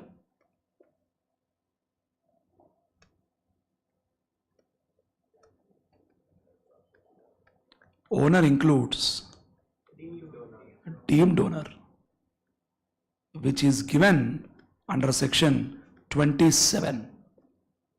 Beta समझ में आ रहा है? Owner includes what owner, my dear friends? Deemed owner. चलो बेटा, what is the first condition? There must be a building or a land appurtenant thereto. Assessee must be the Okay, I'll ask you one question, think properly and tell. Shivateja has taken a property on rent and the rent is 1 lakh per month. I repeat again, I have taken a property on rent and the rent is 1 lakh per month. Kitna beta rent? 1 lakh per month. I gave it on rent to another person for 1,20,000 per month. Case samjhe kya? Yes, sir. I have taken a property on rent for 1 lakh per month and I further gave it on rent to another person for 1,20,000 per month. What is the profit I am making? 20,000. Wonderful. Is it taxable? Oui. Is it taxable? Yes, sir. Yes. Which head of income? Not in this. Okay. Where do you tax? Income from Income from other sources. Because it is not salary. It is not PGBP. It is not capital gains. Where did it go? Other sources. So other source एक अलग सा head of income है. अगर कोई income है, taxable है, किस में भी नहीं आता है? IFRS. इसलिए उसका नाम है income from other sources. Practically we also call it as residuary head of income. An income which is taxable but it is not covered under any head of income will come under income from other sources. Getting my point? Practically I'll make you write that line. Income from subletting is taxed under income from other sources. I'll also make you write one more point. Rent from letting out of a vacant land. Letting out of a that will also come under income from other sources. Because vacant land is not a building. Vacant land is not a land appertinent thereto. Clear beta? So what is the first condition? There must be a building or land appertinent thereto. Assessee must be the owner. Owner also includes? Who is that? We'll talk after 5 minutes. Third one. Such property is not occupied for the purpose of own business or profession, profits of which are chargeable to tax. Straight simple example, practical example I'll give. You'll get an answer for that. Sir, expert office which is there in this floor is actually owned by expert. It's not taken on rent. It is owned by expert. Is there a building? So building doesn't mean 4 floors building है तो building है. Even 1,000 square feet office is also a building. Is there a building? Yes, sir. Is expert an owner? Yes, sir. Has expert given that office on rent to somebody? What did they do? It is occupied for the purpose of own business or profession. And whatever income expert is making, are they paying income tax? Yes, sir. Speak out. Yes, sir. So whatever office area they got, they will not show under house property. Because it is being occupied for own business or profession. Profits of which are chargeable to tax. तो मतलब कोई आदमी के पास खुद का building है जो खुद बिजनेस कर रहा है उसमें जिसका इनकम पीजीबी में दिखा रहा है उसको हाउस प्रॉपर्टी इनकम दिखाने की जरूरत नहीं है बराबर है यार for example there is a canteen that canteen space is owned by that fellow is he owning the property yes what is he doing in that canteen place running some business is he making some business income is he showing income under PGBP then he need not show any income under house property that's it Getting clarity? हो गया, come on, that's the story of our chargeability section. Which section? 22. How many conditions are there? What the first one? There must be a building or land appertinent there too. Assessee must be the owner. Property is not occupied for the purpose of own business or profession. Profits of which are chargeable to tax. Clear? Yes, sir. Getting my point? I'll ask you one question, think properly and tell me. There is one person A. He has got one land. Mr. B has taken a land on lease. समझ रहे आप मेरी बात? And B has constructed a building. I hope you got my question. Yes, sir. Is the land belonging to B? B has taken land on lease and he constructed a building. And this building is given on rent. Is it taxable under house property? क्यों? बोलो बेटा. He is using it for business. Sir. What business? No, he is using it for business. What business is using? अरे land पे ये building बनाया और building किराए पे दिया है. Sir, if a person business is only giving properties on rent, it will come under PGBP. ये इसका खुद का बिजनेस वही नहीं है, कुछ और काम है और किराया भी आ रहा है. Sir, simple answer, sir. Simple answer. See, I have income from teaching. I also have little bit of rental income. Whatever rental income I'm getting, do you think I'll show under PGBP? I will. When will I show under PGBP? If my business is only giving properties on rent, then it's possible. There are some construction companies who construct a building, but they'll not sell anything. They'll only give it on rent. उनका business ही property को rent पे देना, तो अलग बात हो गया ना. चलो हॉस्पिटल में आएगा क्या? बोलो बेटा. Wonderful. Answer is yes. Yes. Because law told you need not be owner of the land. If you're owner of the building, that is sufficient. Building खुद तो बनाया ना यार. अरे land उसका नहीं होगा, but is he owner of the building? So they told in the law, you need not be the owner of the land on which building is erected. We want you to be owner of the building. Land का owner हो या नहीं हो, हमको कुछ फर्क नहीं पड़ेगा. Like this they play in the exam. Getting my point, everybody? Let's start. Come on, open your book, start writing. Put the heading income from house property. Bracket section 22 to 27.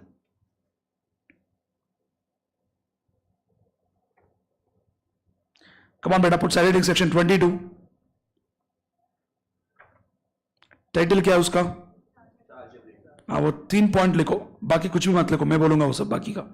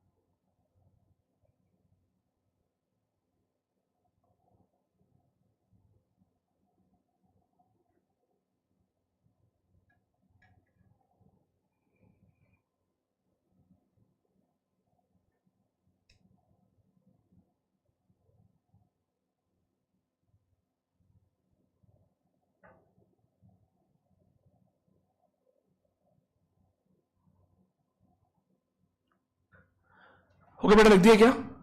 Done. Right below. Note. Note number 1. Income from subletting. Income from subletting is taxable.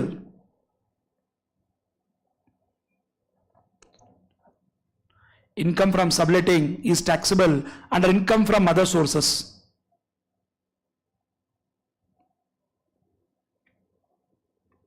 Income from subletting is taxable under head income from other sources. Number 2. Rent from letting out of vacant land. Rent from letting out of vacant land is taxable. Rent from letting out of vacant land is taxable under income from other sources.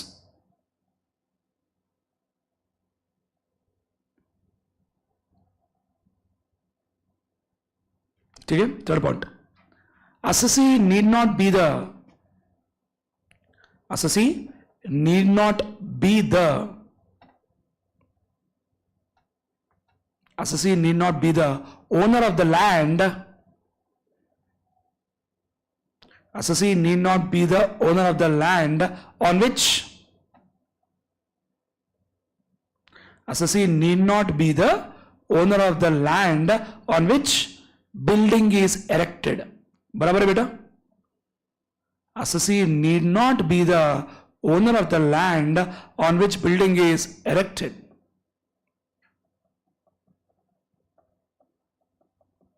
Said done? Next point. Owner also includes deemed owner. Owner also includes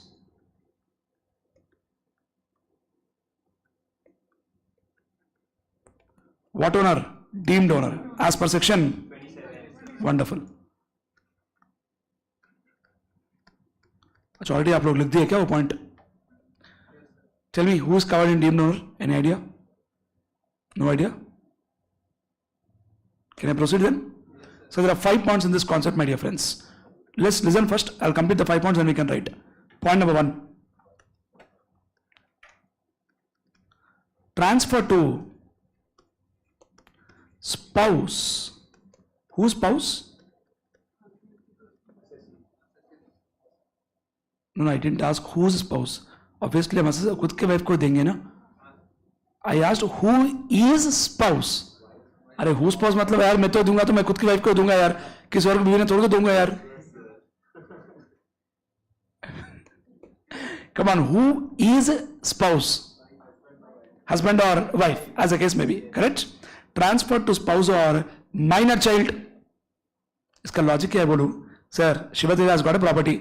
If I give the property as gifted to my wife, law is telling Babu Shivateja, even though you give gifted to your wife, still you are only regarded as deemed owner.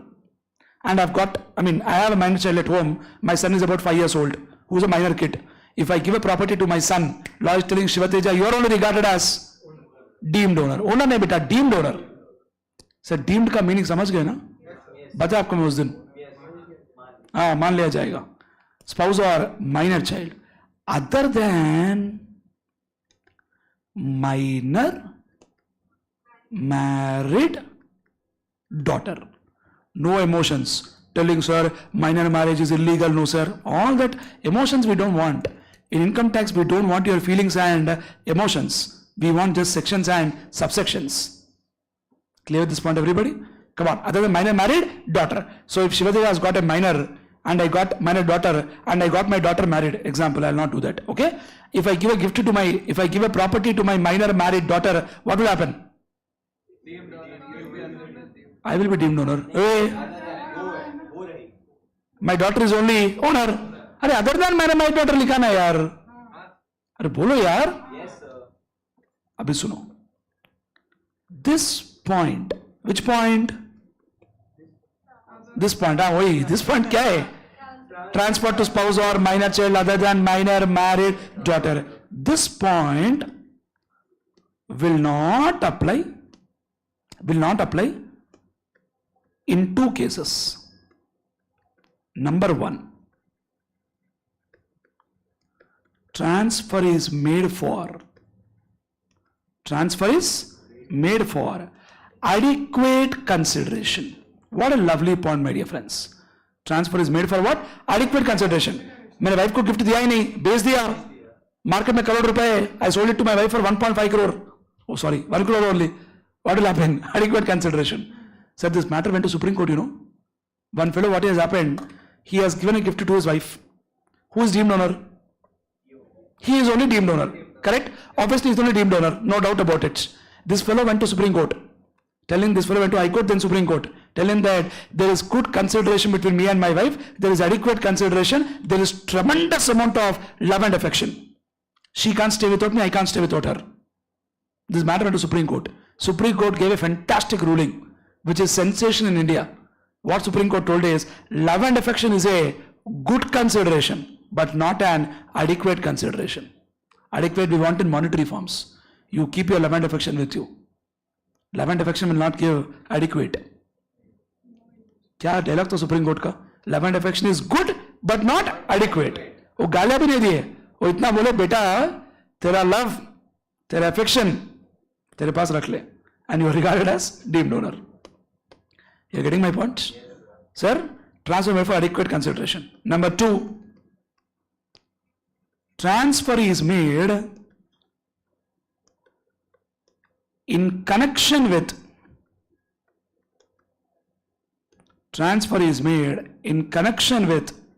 an agreement in connection with an agreement to live apart. क्या समझा? Divorce, separate हो गए, separate हो गए time पे property गया. जब लोग ही सेपरेट हो गए, इनकम क्या क्लबिंग करेंगे यार? People are only not clubbed, how income will be clubbed? देते वक्त तो स्पाउस ही थी ना, देने के बाद खत्म हो गया. एलिमनी यार, something like alimony. Both are getting separated. Husband filed a case, sorry, wife filed a case, or husband also might file a case telling I want alimony. In India, anything is possible here. Sir, in India, anything is possible. Recently, one fellow got married in South someplace, some Chennai or someplace. He gave a dowry to the girl parents. 1 crore dowry he paid to marry that girl. But in India, generally we think that dowry is only taken by boys. There you go. Things are changing. Correct, no? But still we give so much of respect to girls. Everywhere we have reservation. When we go in a bus, separate seat. Train, separate seat. They have everything. We wear jeans, they also wear jeans. But we can't wear sari, that is a problem. If we tell all this dialogue to them, they will tell, ठीक है, पहन लो आप भी सारी, मना थोड़ी है. Correct, Adil? Yeah, exactly. So done? First point is over. चलो बेटा, first point. Transfer to spouse or minor child other than minor married daughter. Clear hai beta? What is it you're talking about? Deemed owner. Exactly. Second point. Holder of impartable estate. Impartable estate is something like grandfather has got 4 sons and grandfather died without writing a will. चारों के बीच में अभी तक property divide नहीं हुआ. But एक बंदा उसको मैनेज कर रहा है. जो बंदा मैनेज कर रहा है, he is only regarded as deemed owner. नाम ही बोल रहा है ना, holder of impartible estate which is not partitioned so far. So getting clarity? Sir, there is one grandfather who has got 4 sons. Grandfather मर गया, विल लिखा नहीं, कौन सा प्रॉपर्टी किसका है विल लिखा नहीं. All properties are manage by 1 person now. Till the time they divide, it's manage by some fellow. Generally, elder son will manage their properties. That elder son is regarded as what owner? Because he is holder of what estate? Impartable estate. And once they divide between their sons, जिसको जो आया उसका खुद का owner है बस. Divide होने के बाद जिसको जो आया वो उसका ओनर है. This story will come only till they don't divide. That's why it is called holder of impartable estate. No, if it's already partitioned, it's no more impartable. But generally this won't happen practically much because once the grandfather dies, kids are ready to divide. Correct? No, I mean father से तो लड़ते नहीं, but भाई से तो हमेशा लगता है कि जितना तुमको है जितना मेरे को है दोनों सेम होना चाहिए. Nothing wrong in that also, because I believe that's sensible also, because everybody has got their own right. No, why would somebody compromise for someone? Nothing wrong in that, because everyone has got equal right. Chalo. So what is the point? First point. Transfer to spouse or minor child other than minor married daughter. Second, holder of impartable estate. Third one is interesting. Property held by member of society, company, etc. It is something like Shivateja became a member of some society and they told, wow, you become a member of society, we'll give you this apartment for you. Till the time you are a member, use it. Once you leave the membership, leave the property and get out. But till the time I'm enjoying the property, I'm regarded as what owner? Deemed owner. This is practically very common in housing cooperative societies. Where you become a member, they'll give you one flat. And you'll not become owner of the flat. Till the time you are there as a member, enjoy that flat. Then you are not a owner. You are only a deemed owner. But for income tax, you are a deemed owner. Clear, beta? Fourth one, power of attorney transaction. I hope you heard this anytime. Power of attorney, क्या मतलब है इसका? अभी मतलब मेरा है, मैं किसी राइट किसी और को ट्रांसफर कर रहा हूँ साइन करने के लिए. नहीं, वो तो नॉर्मल जनरल मीनिंग बोल दिया आप. This concept is what you know. Shivateja is planning to sell one property. Okay. Aditya came forward and told, sir, I will buy. Okay, I am selling him for 1 crore. He gave me 1 crore. I gave him property. We both went to registration office to get the stamping done. Registration office जाते हैं ना stamping के लिए. Stamping नहीं हुआ, बाकी सब कुछ हो गया, agreement is done, seller is ready, buyer is ready, formalities are done, only stamping is pending, then property is deemed to be sold. And whose deemed owner is Adit. On paper, is the property transferred to Adit? On paper, is the property transferred to Adit? Still Adit is regarded as deemed owner. Getting my point? That is the story given by 53A of Transfer of Property Act, which says agreement is done, seller is ready, buyer is ready, possession is taken, amount is transferred, but procedural formalities are pending. समझ गए sir? Then is regarded as what owner? Deemed owner. Sir समझ गए? Yes, sir. Last point. Lease for at least 12 years. If I take a property from you on lease for more than 12 years, then I am regarded as deemed owner. Practically बहुत dangerous point है. That's why what people do, see here. This point will not apply if lease is for a period less than 1 year. That is why a lot of people practically what they do is they do a lease agreement for 11 months. Wonderful. Have you seen that, my dear friend? इसके पीछे logic है. If you do it for 11 months, sir, simple logic है, sir. If I give a property on lease to you for about 30 years, then income tax says you are regarded as deemed owner. You're getting my point? But if I give a property to you on lease and every year we are signing some agreement for 11 months, 11 months, 11 months, 11 months, 11 months, then this point will not apply. You will never in life become a deemed owner. समझ में आ रहा है बेटा? That is the point. Lease is for less than 1 year. Are we clear with this? Yes, sir. Everybody? That's all. These are the points given by section 27. बोलो बेटा, what is section 22? Chargeability section. What are the conditions? Three. What are 3 conditions? There must be a building or land appurtenant thereto. Assessee must be the owner. Such building or land appurtenant thereto is not occupied for purpose of own business or profession. Profits of which are chargeable to tax. Owner includes deemed owner. Section 27. How many points are there? 5. What are the first one? Transfer to spouse or minor child other than minor married daughter. Second, holder of impartable estate. Third, property held by member of society, company, etc. Fourth one, power of attorney transaction. Fifth one, lease for at least 12 years. Getting clarity? Everyone? That's it. Take these points. Very, very important. Take it.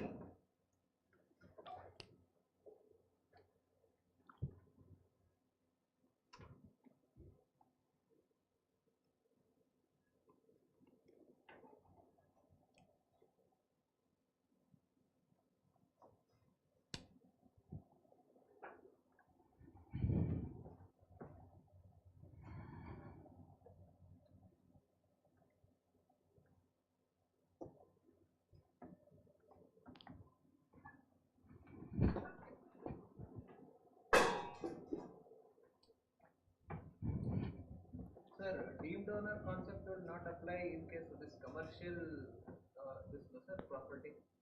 Why? I'm asking, sir. No, it will apply. How many Everyone it will apply. years it is it, like 12 years. 12 years? That's why practically nobody signs for 12 years. They always give it for 11 months, 11 months, 11 months, 11 months. Internally they will have understanding. 5 साल में आपको lease पे दूंगा, but जब agreement sign करते तो 11 महीने 11 महीने 11 महीने ही करते. क्या मतलब इनकम टैक्स बोलता है अगर किसी को 12 साल आप किराए पे देंगे तो जो किराए पे लिया है वो डीम्ड ओनर बन जाएगा. बट आप प्रैक्टिकल ये नहीं बोल सकते कि मुझे आप 15 साल किराए पे दिए, अब निकलो आप, मेरा ये प्रॉपर्टी है ये. This only for income tax purpose. Correct no? If it is practically also, then I will start staying for every house. I'll go 12 years. I'll stay and come out.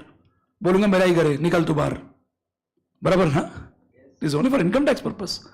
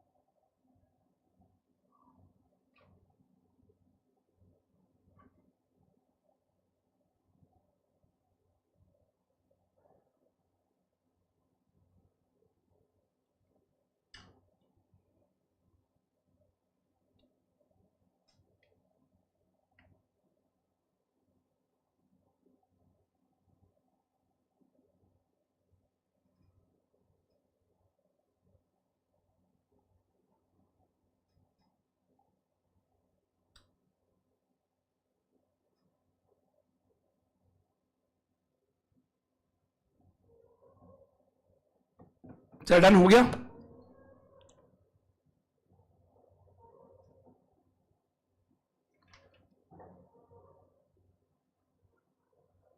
बेटा बोलो हो गया क्या? तो what is rule 7? Other than tea, coffee, rubber. 7A. Rubber. 7B. Do we have categories in coffee? What are the categories? Grown and cured 75-25. Grown, cured, roasted, grounded 60-40. Tea. Rule number 8. Very good. What is section 22? Chargeable section for house property. बोलो बेटा chargeable section क्या बोलते हैं? कितने condition है? 3. क्या है बोलो? There must be a building or land appurtenant thereto. Assessee must be the owner. Such building or land appurtenant thereto is not occupied for the purpose of own business or profession. Profits of which are chargeable to tax. And owner also includes deemed owner. Given under section 27. exactly. Are we clear with all these points? Everybody, sir? Done. So without delay, my dear friends, let me proceed to next discussion. Are we ready? Now listen. Sir, house property is generally divided into 2 types. Let out, self-occupied. Clear, my dear friends? And what do you think is the reason that income tax is divided into income into 5 heads of income? Because for every head of income, there is a different computation mechanism. For salary, there is a different standard deduction. House property, there is different standard deduction. Capital gains, there is different working. In every head of income, there is a different computation mechanism. Correct, my dear friends? Yes, sir. Now, for let out property, self property also, we have got some computation mechanism. Self-occupied means what? We are only staying in that house. Let out means किसी को किराए पे दिया है. Correct है बेटा? Now, some interesting concept, everybody.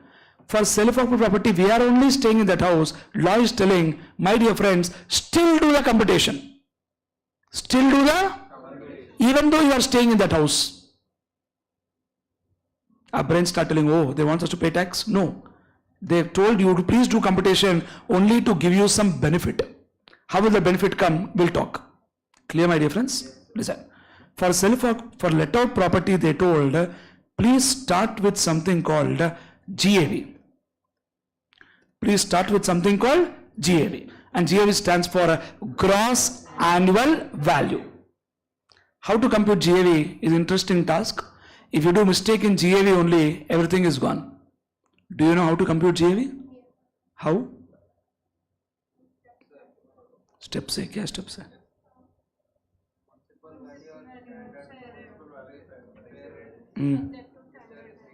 Then stamp duty. Stamp duty. Wow.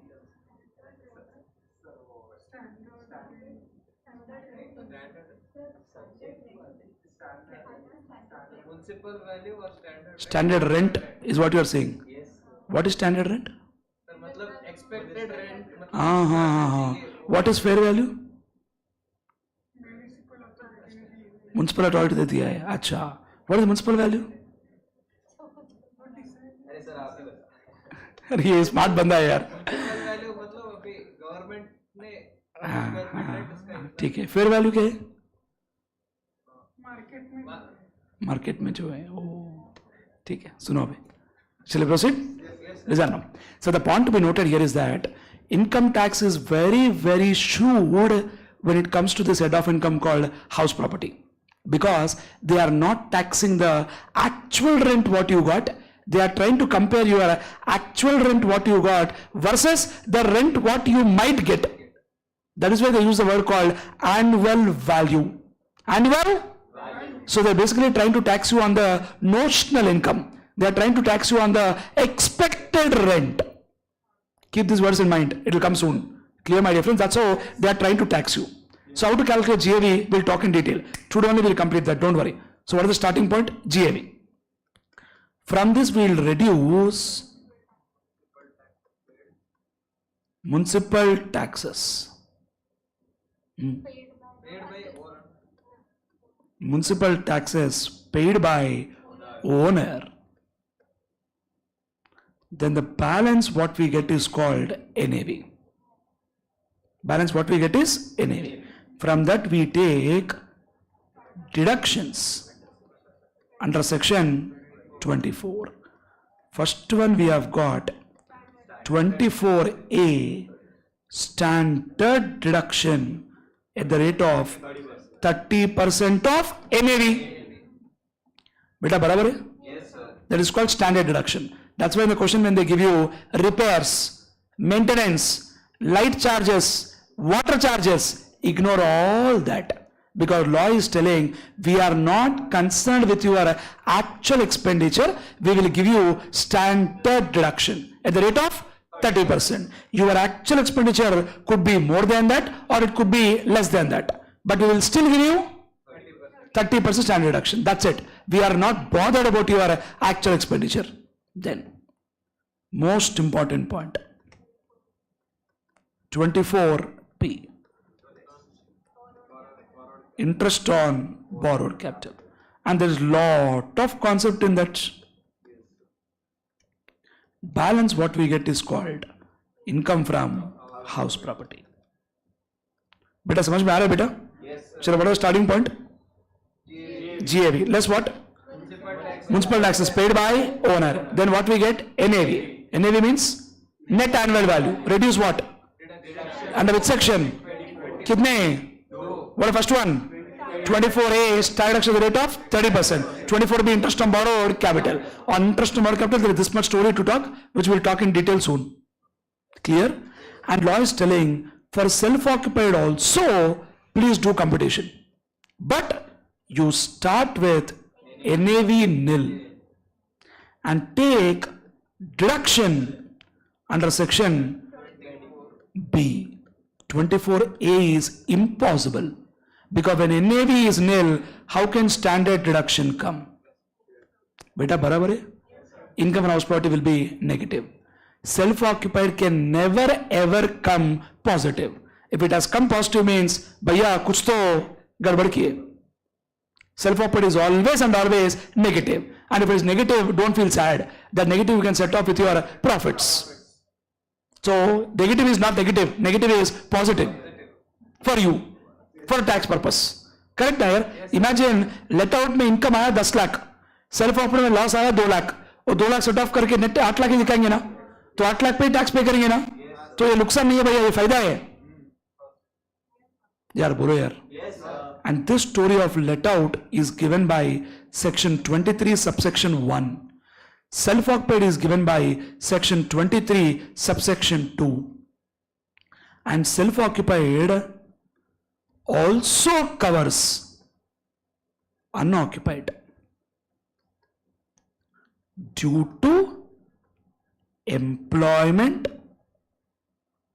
or business or profession at some other place, and he is staying in rented place. समझ में आया क्या? इसका मीनिंग क्या बोलूंगा, सुनो. So one person has got own property in Hyderabad, okay, but because of business or profession he is going to another place, and in that another place he is staying in rented premises. समझ गए ना? Now point here is property which is there in Hyderabad is not self-occupied by me, and they did not give it on rent. We call it as what? Unoccupied. Unoccupied is also covered under self-occupied. समझ गए आप मेरी बात? But imagine that unoccupied property I gave it on rent. It's no more let out, no more self-occupied, no more unoccupied. It becomes let out. यार बोलो यार. समझ में आया ये बात? बोलो let out का starting point क्या है? GAV. वो कैसा करना बात करेंगे? We will talk. How to do? We will talk. Come on guys. GAV. What is the starting point in let out? GAV. Less what? Municipal taxes paid by owner. To whom do we pay this municipal tax? Municipal authorities. Simple answer. Corporation. Exactly. Balance what we get? NAV. Less what? Under which section? How many are there? 24A and 24B. Balance income from house property. Self-occupied. What is the starting point? NAV. Nil. Less what? Deduction of section 24B. Balance what we get? Definitely loss will come. And that loss is benefit for us because we can set off that loss. Correct? And self-occupied also includes unoccupied. Getting clarity on this point? Which section is let out? 23(1). What is 23(2)? Self-occupied. What is section 22? Chargeability section. Beta bolo na yaar. What is section 27? What is section 7?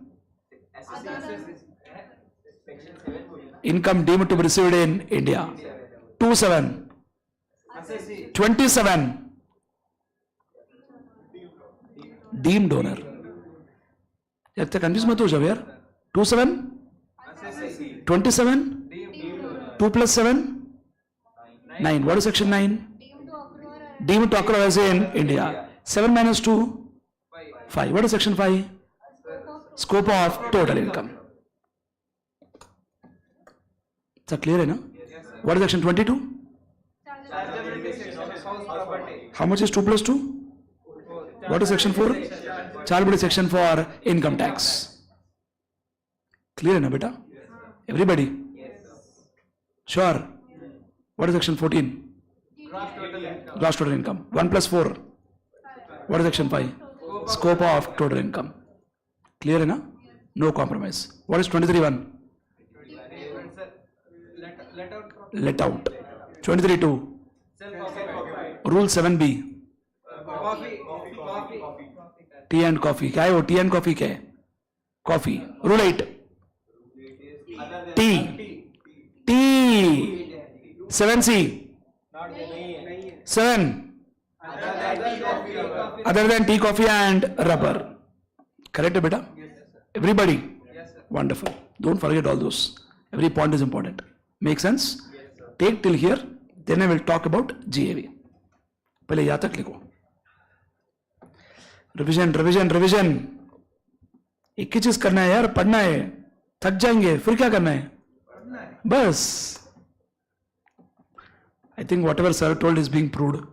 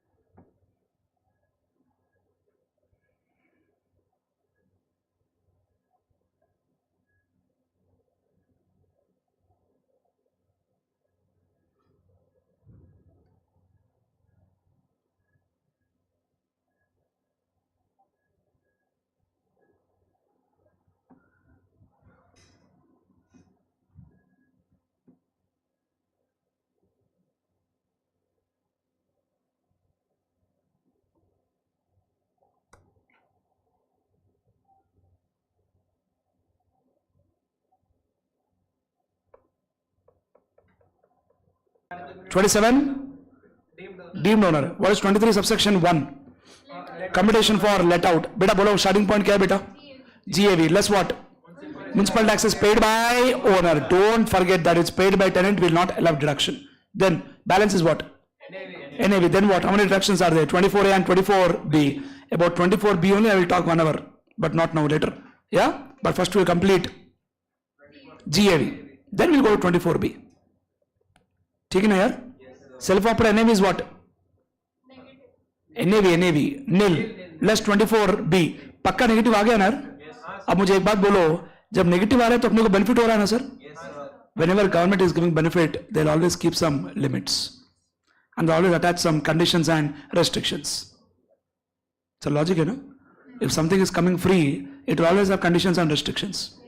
For example, if you go to a hotel, order one dosa, chutney is done in the bowl, we'll tell भैया एक और chutney. We demand and ask why? We paid a price for it. Correct, no?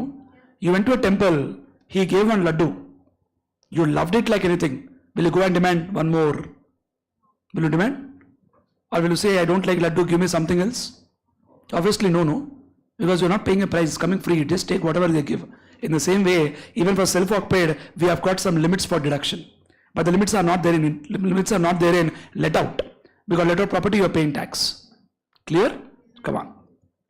We are trying to understand how to calculate what, my dear friends? GAV. But to understand how to calculate GAV, first we should know some things. That is, there is something called municipal value, something called fair value, something called standard rent, something called rent received. Without knowing these terms, we can't understand what is GAV. If you don't know what is GAV also, I'll explain it perfectly. Listen now, carefully listen. Municipal value means value as per municipal authorities. Basically the value what they fix for levying municipal tax. Generally they give in the question, municipal tax is 10% of municipal value. Practically also generally municipal tax is the percentage of municipal value only. Clear, my dear friends? Yes, sir. Fair value means rent of a similar property in same locality. Rent of similar property in what locality, sir? Same locality. They can never tell rent of a same property. How do you find same property? But you will find similar property. In what locality? Same locality. Correct, no? You can't compare the price of Hyderabad with the price of Bombay. Mumbai rates are different, Hyderabad rates are different. And if you compare Hyderabad and Bangalore, that is also illogical. And in Hyderabad also, some areas are different, some areas are different. Correct, no? Can you compare the price of heart of city in Pune with Pimpri Chinchwad and tell both are same? That area is different, this area is different. Correct, no? Can you tell Koregaon Park is very costly compared to your Narayanpet? That's ridiculous. Narayanpet, Sadashivpet, Budhavarpet, is different. Koregaon Park is different. Prices will vary, no? You have to see, if you are comparing Koregaon Park price, compare with another property in Koregaon Park only, which is very similar. If you are comparing one villa with one chopadi, it doesn't make sense. Correct, my dear friends? Koregaon Park, you know, no? मतलब reaction नहीं है, मतलब ठीक है. What is municipal value? Value as per municipal authorities. Fair value? Similar property in same locality. ये सब ये समझना बहुत जरूरी है. एक बार एग्जाम में क्वेश्चन आया, property is in Pune and they gave in the question rent of similar property in Pune, rent of similar property in Bombay. Student को डाउट आया, फेयर रेंट के लिए पुणे लेना बॉम्बे लेना, बिकॉज उसको इतना पता है कि फेयर रेंट लेना है. फेयर रेंट मतलब क्या, मीनिंग नहीं पता, खत्म ना. स्टूडेंट ये तो परफेक्ट होता है, municipal value, fair value, whichever is higher subject to standard rent, वो ठीक है, बट मीनिंग क्या है, समझ रहे ना sir? What is third one? Standard rent doesn't mean standardized, no. Standard rent means maximum rent as per Rent Control Act. There is an act called Rent Control Act. In Maharashtra also there is a Maharashtra Rent Control Act. So as per that act, you cannot charge more than this rent. You are getting my point? Finally, what is the last one, sir? In rent received, there are 2 points. If there is no vacancy, what is vacancy? No, not unoccupied. Vacancy means we want to give it on rent, but nobody is taking. Unoccupied ka meaning alag hai. Don't bring that word here. Meaning will change. Correct, no? If there is no vacancy, rent received is equal to, समझ गए ना, RR? It's not RRR. Rent received is equal to rent for 12 months minus URR. URR stands for unrealized rent. Unrealized rent is different. Vacancy is different. Vacancy means I want to give it on rent, but nobody is taking. Unrealized rent means I gave it on rent, but that idiotic fellow, stupid fellow is not paying the rent. Or genuine fellow, but not paying rent because COVID has come, he is also having financial problem. Anything is possible, no? Chore fellow could be there, genuine fellow, but financial problem is there. But whatever fellow it is, unrealized is unrealized. Now I ask you one question. Shiva Teja gave a property on rent. Okay? He has to pay a rent of 1 lakh per month. Okay? He paid for entire 12 months. But he didn't pay through bank account, he paid through cash. I will tell to income tax department, 8 lakhs only I got, 4 lakhs rent is unrealized. Possible? Can I tell that to income tax? Sir मुझे bank में पैसा नहीं आया है, 12 महीने का पैसा पूरा कैश में आया है. बैंक में आया तो कैसे मालूम पड़ेगा? मुझे कैश में आया है. मैं इनकम टैक्स को क्या बोल रहा हूं? मुझे सिर्फ 8 महीने का मिला है, 4 महीने का मिला ही नहीं है, 4 महीने का अनरियलाइज्ड है. ये बोलने का पॉसिबिलिटी है या नहीं है? नहीं है. क्यों नहीं है? बोलने में क्या है यार, कुछ भी बोल सकते हैं यार. बोलने में क्या है, कुछ भी बोल सकते हैं यार. मेरा एक दोस्त है, वो अनन्या पांडे का फैन है. क्यों? मैं उससे पूछा क्यों यार, वो बोलता है यार बस फैन है तो फैन है. बोलने में क्या है, कुछ भी बोल सकता है वो. I mean, I'm a big fan of Rajinikanth. If somebody asks me why, I don't have a reason for that. He's 70 plus years old, but still if you ask me for my favorite hero, I would any day tell Rajinikanth only. First day, first morning show, I'll definitely see. If morning class is there, I'll shift it to evening. But I'll see the movie. Pakka. I'll not give holiday. Because class is important, no? But Rajinikanth also is important for me. समझ गए आप मेरी बात? बोले में क्या, कुछ बोल सकते हैं. Coming back to my discussion. मैं बोल रहा हूं 8 महीने का ही किराया मिला है, 4 महीने का मिला ही नहीं. Can I tell that and escape income tax? Speak out. अरे बोलना यार. Yes or no? Then they told, हमको पागल मत समझो, ठीक है ना? हम आपको कुछ कंडीशंस बोलेंगे under rule 4. Satisfy that conditions, only then unrealized rent can be reduced. And they gave 4 conditions. Condition number 1, tenancy is bona fide, मतलब genuine. स्कूल में मिलता था ना bona fide certificate. His character is bad, character is good. हर एक को काम, हमारे school में तो सबको एक ही लिखे, his character is satisfactory. अबे satisfactory का मीनिंग क्या है? किसको satisfy किया मैंने यार? satisfactory वर्ड बस हॉरिबल वर्ड है. सबको वही लिखे दिया यार. एक ही बंदा था क्लास में जिसको गुड लिख के दिए, वो तो मैं नहीं हूं, मतलब वो अलग बात है. ठीक है, समझिए ना मेरी बात. So they gave some conditions. Number 1, tenancy is bona fide. Number 2, defaulting tenant has vacated or steps have been taken to compel him to vacate the property. Number 3, defaulting tenant is not in occupation of any other property of the owner. Number 4, owner has taken all reasonable steps to initiate legal proceedings or satisfies AVO. Who is AVO? Satisfies AVO that legal proceeding would be useless. If all these conditions are satisfied, only then unrealized rent can be reduced. Only then what, sir? Unrealized rent can be reduced. This point came in exam lot of times for 2 mark, 3 mark, 4 mark, where they asked what are the conditions to be satisfied to reduce what? Unrealized rent.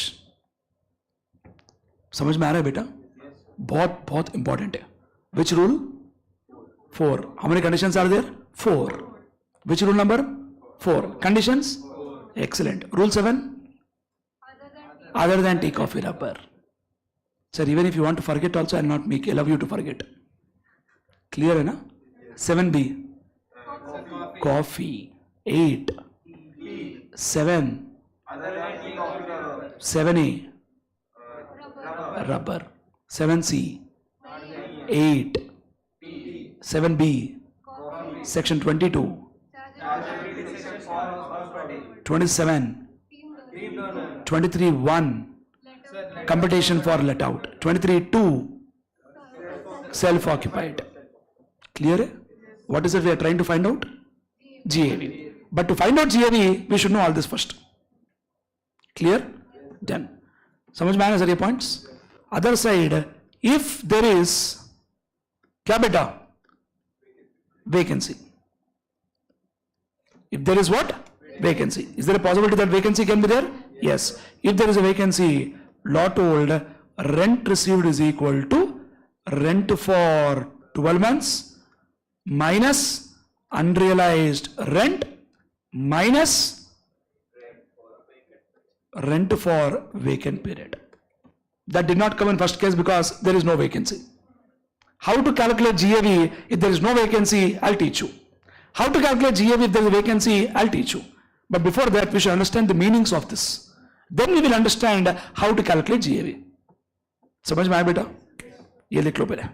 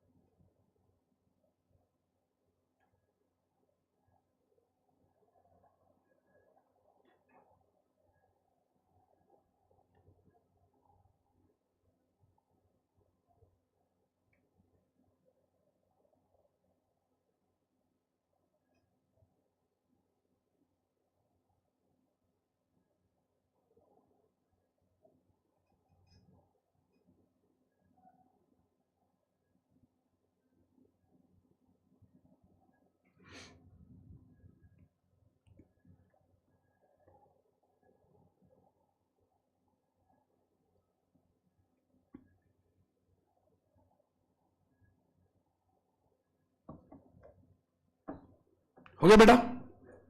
चलो अब आप ही बोलो. आज के बाद बोलो fair rent क्या है? Rent of a similar property in same locality. What is standard rent? Sir, maximum rent As per Rent Control Act. Municipal value? Value as per municipal authorities. Clear beta? Everybody? Chalo. Now let's see how to calculate this crazy thing called GAV. Ready? Yes, sir. Everyone? Come on. How do we calculate this GAV? Law told if there is no vacancy. If there is no vacancy, then GAV is equal to expected rent or rent received, whichever is higher. Now what is expected rent?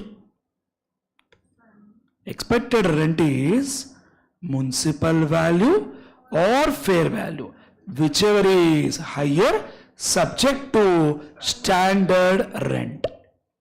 Good. Almost everybody is telling the answer. समझ गया अभी बात? Everybody? Now tell me guys, if municipal value is 10 lakh, fair value is 9 lakh, standard rent is 11 lakh, rent per month is 1 lakh, unrealized rent is let's say for 1 month. Tell me guys, what is expected rent?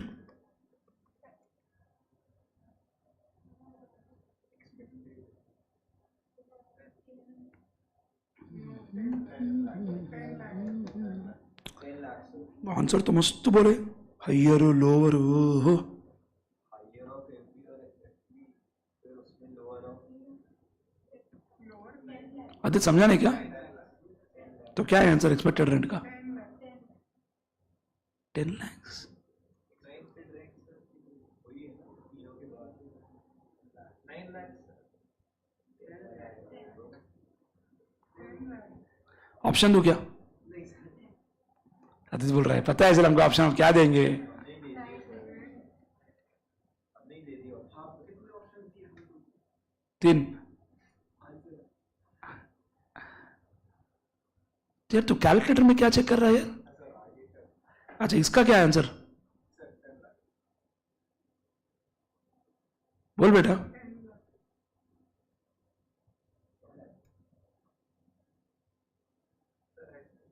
हाँ 9 लग रहा है. Goods.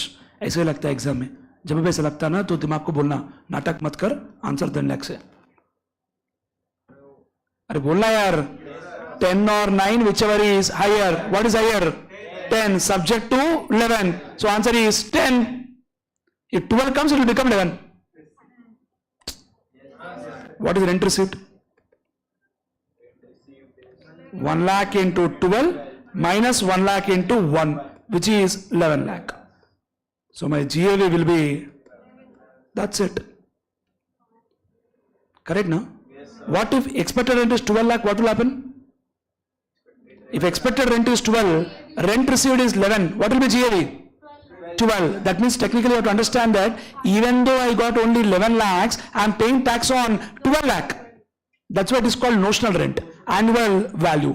Government is very crazy. Only in this head of income you will find this concept. In all other head of income, we will pay tax only on the actuals what we got. But it is the only head of income where we are paying tax on notionals. So getting clarity? Example clear? Story khatam. This is only a case where there is no vacancy. If there is vacancy, story alag hai fir. Just समझ में आया बेटा? Can I proceed? चलो, I'll complete that also. Then we can write. Situation 2. What if there is vacancy? They told compare ER and RR. Compare ER and if RR, what is RR? Rent received is greater or equal to expected rent, then GAV is rent received. आपको ज्यादा है ना तो ज्यादा फिर tax पे करो. समझ गए आप लोग?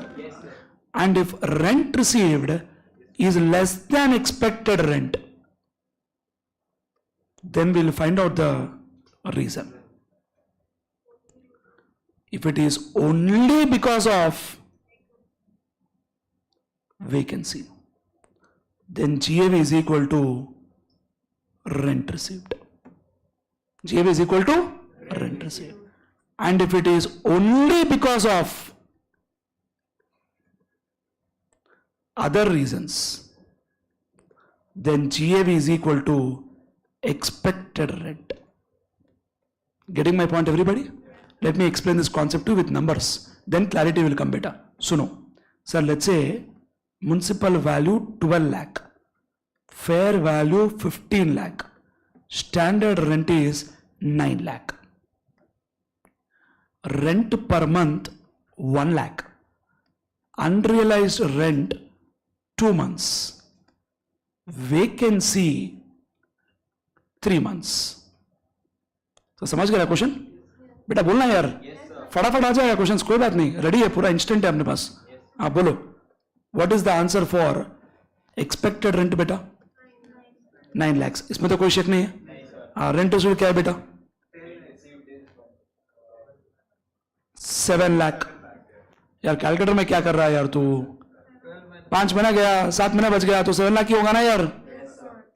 आदित्य बुक में लिखा ना अभी तू, बुक में देख क्या लिखे हम लोग. रेंट रिसीव्ड का मीनिंग क्या है? वैकेंसी है तो रेंट फॉर 12 months माइनस, देखना, minus unrealise rent minus rent for vacant period. 12 lakh minus 2 lakh minus 3 lakh, तो कितना बच गया बेटा? 7 लाख। अब रेगुलर बैच है तो मैं पूरा लिखता था वहां पे 1 lakh into 12 minus 1 lakh into 2, उतना टाइम नहीं है अपने पास। ठीक है, समझ गया ना? अब बोलो मुझे, rent received is less than what बेटा? Expected rent. If rent received would have been more than expected rent, what would have been the answer? Rent received. But the problem here is rent received is less than expected rent. Then this case only we are talking, no? Yes, sir. We have to find the reason. How do we calculate reason? Sir, what would have been rent received if there was no vacancy? So अगर vacancy नहीं होता था, rent received कितना होता था बेटा? 10 लाख, मतलब 9 लाख से ज्यादा होता था, बराबर है? तो रेंट रिसीव कम होने का रीजन क्या है बेटा? Therefore reason is only vacancy, बराबर है बेटा? Then GAV will be rent received which is nothing but 7 lakh. To find out reason, how do you find out reason? We'll calculate as if there is no vacancy. आपको answer आ जाएगा, vacancy reason है नहीं है। 10 लाख है मतलब 9 लाख के ऊपर है ना सर, मतलब रीजन क्या है? सिर्फ 9 लाख के नीचे जाने का रीजन क्या है? सिर्फ vacancy. If it's only vacancy, what is my GAV? Rent received. Sir GAV calculation में गड़बड़ हो गया तो पूरा का पूरा गया। तो starting point of the question is only GAV. बोलना बेटा। हाँ देखो अभी sir, first case, if there is no vacancy, if there is, आप एक्सपेक्टेड रेंट निकालो, रेंट रिसीव निकालो, दोनों में से जो ज्यादा है वही जीएवी। गवर्नमेंट कभी क्वेश्चन में रहेगा ना यार, obviously will we know whether vacancy is there और not, correct? No, if there is no vacancy what is the answer? Expected rent, rent received, whichever is higher. हो गया ना, खत्म कहानी।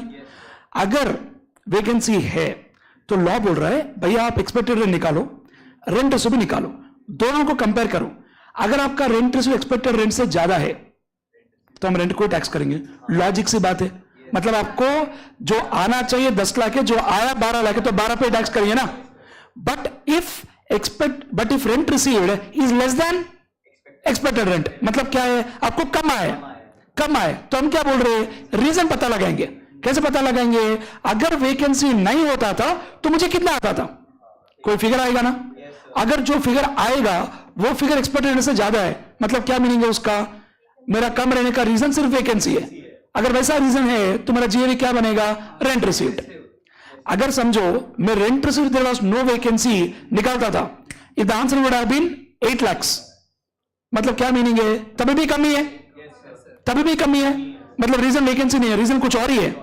तो फिर क्या रहे? फिर एक्सपेक्टेड रेंट को टैक्स करेंगे। ठीक है ना बेटा? ये स्टोरी कब आएगा? वैकेंसी का केस में ही आएगा। अगर नो वैकेंसी है तो कुछ बात ही नहीं करना है, वो या ये व्हिचएवर इज हायर, सीधा सीधा है वो। तो समझ में आ रहा है sir? And this all story is given by GAV.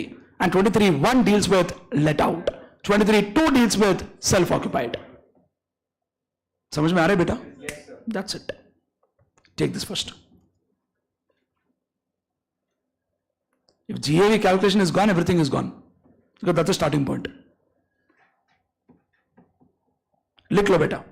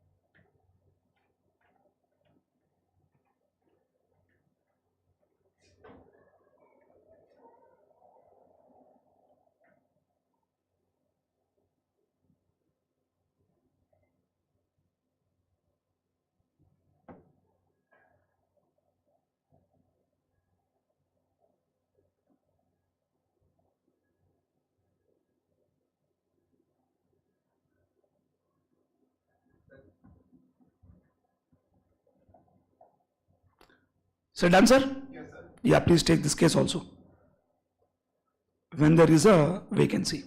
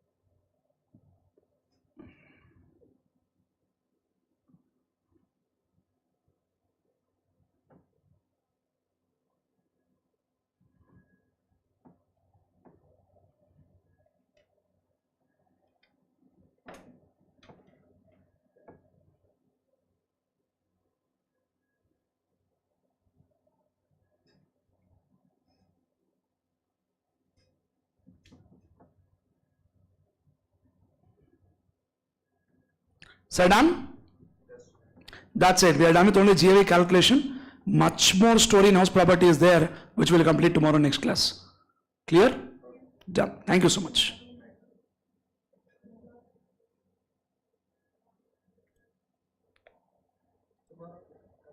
है ना?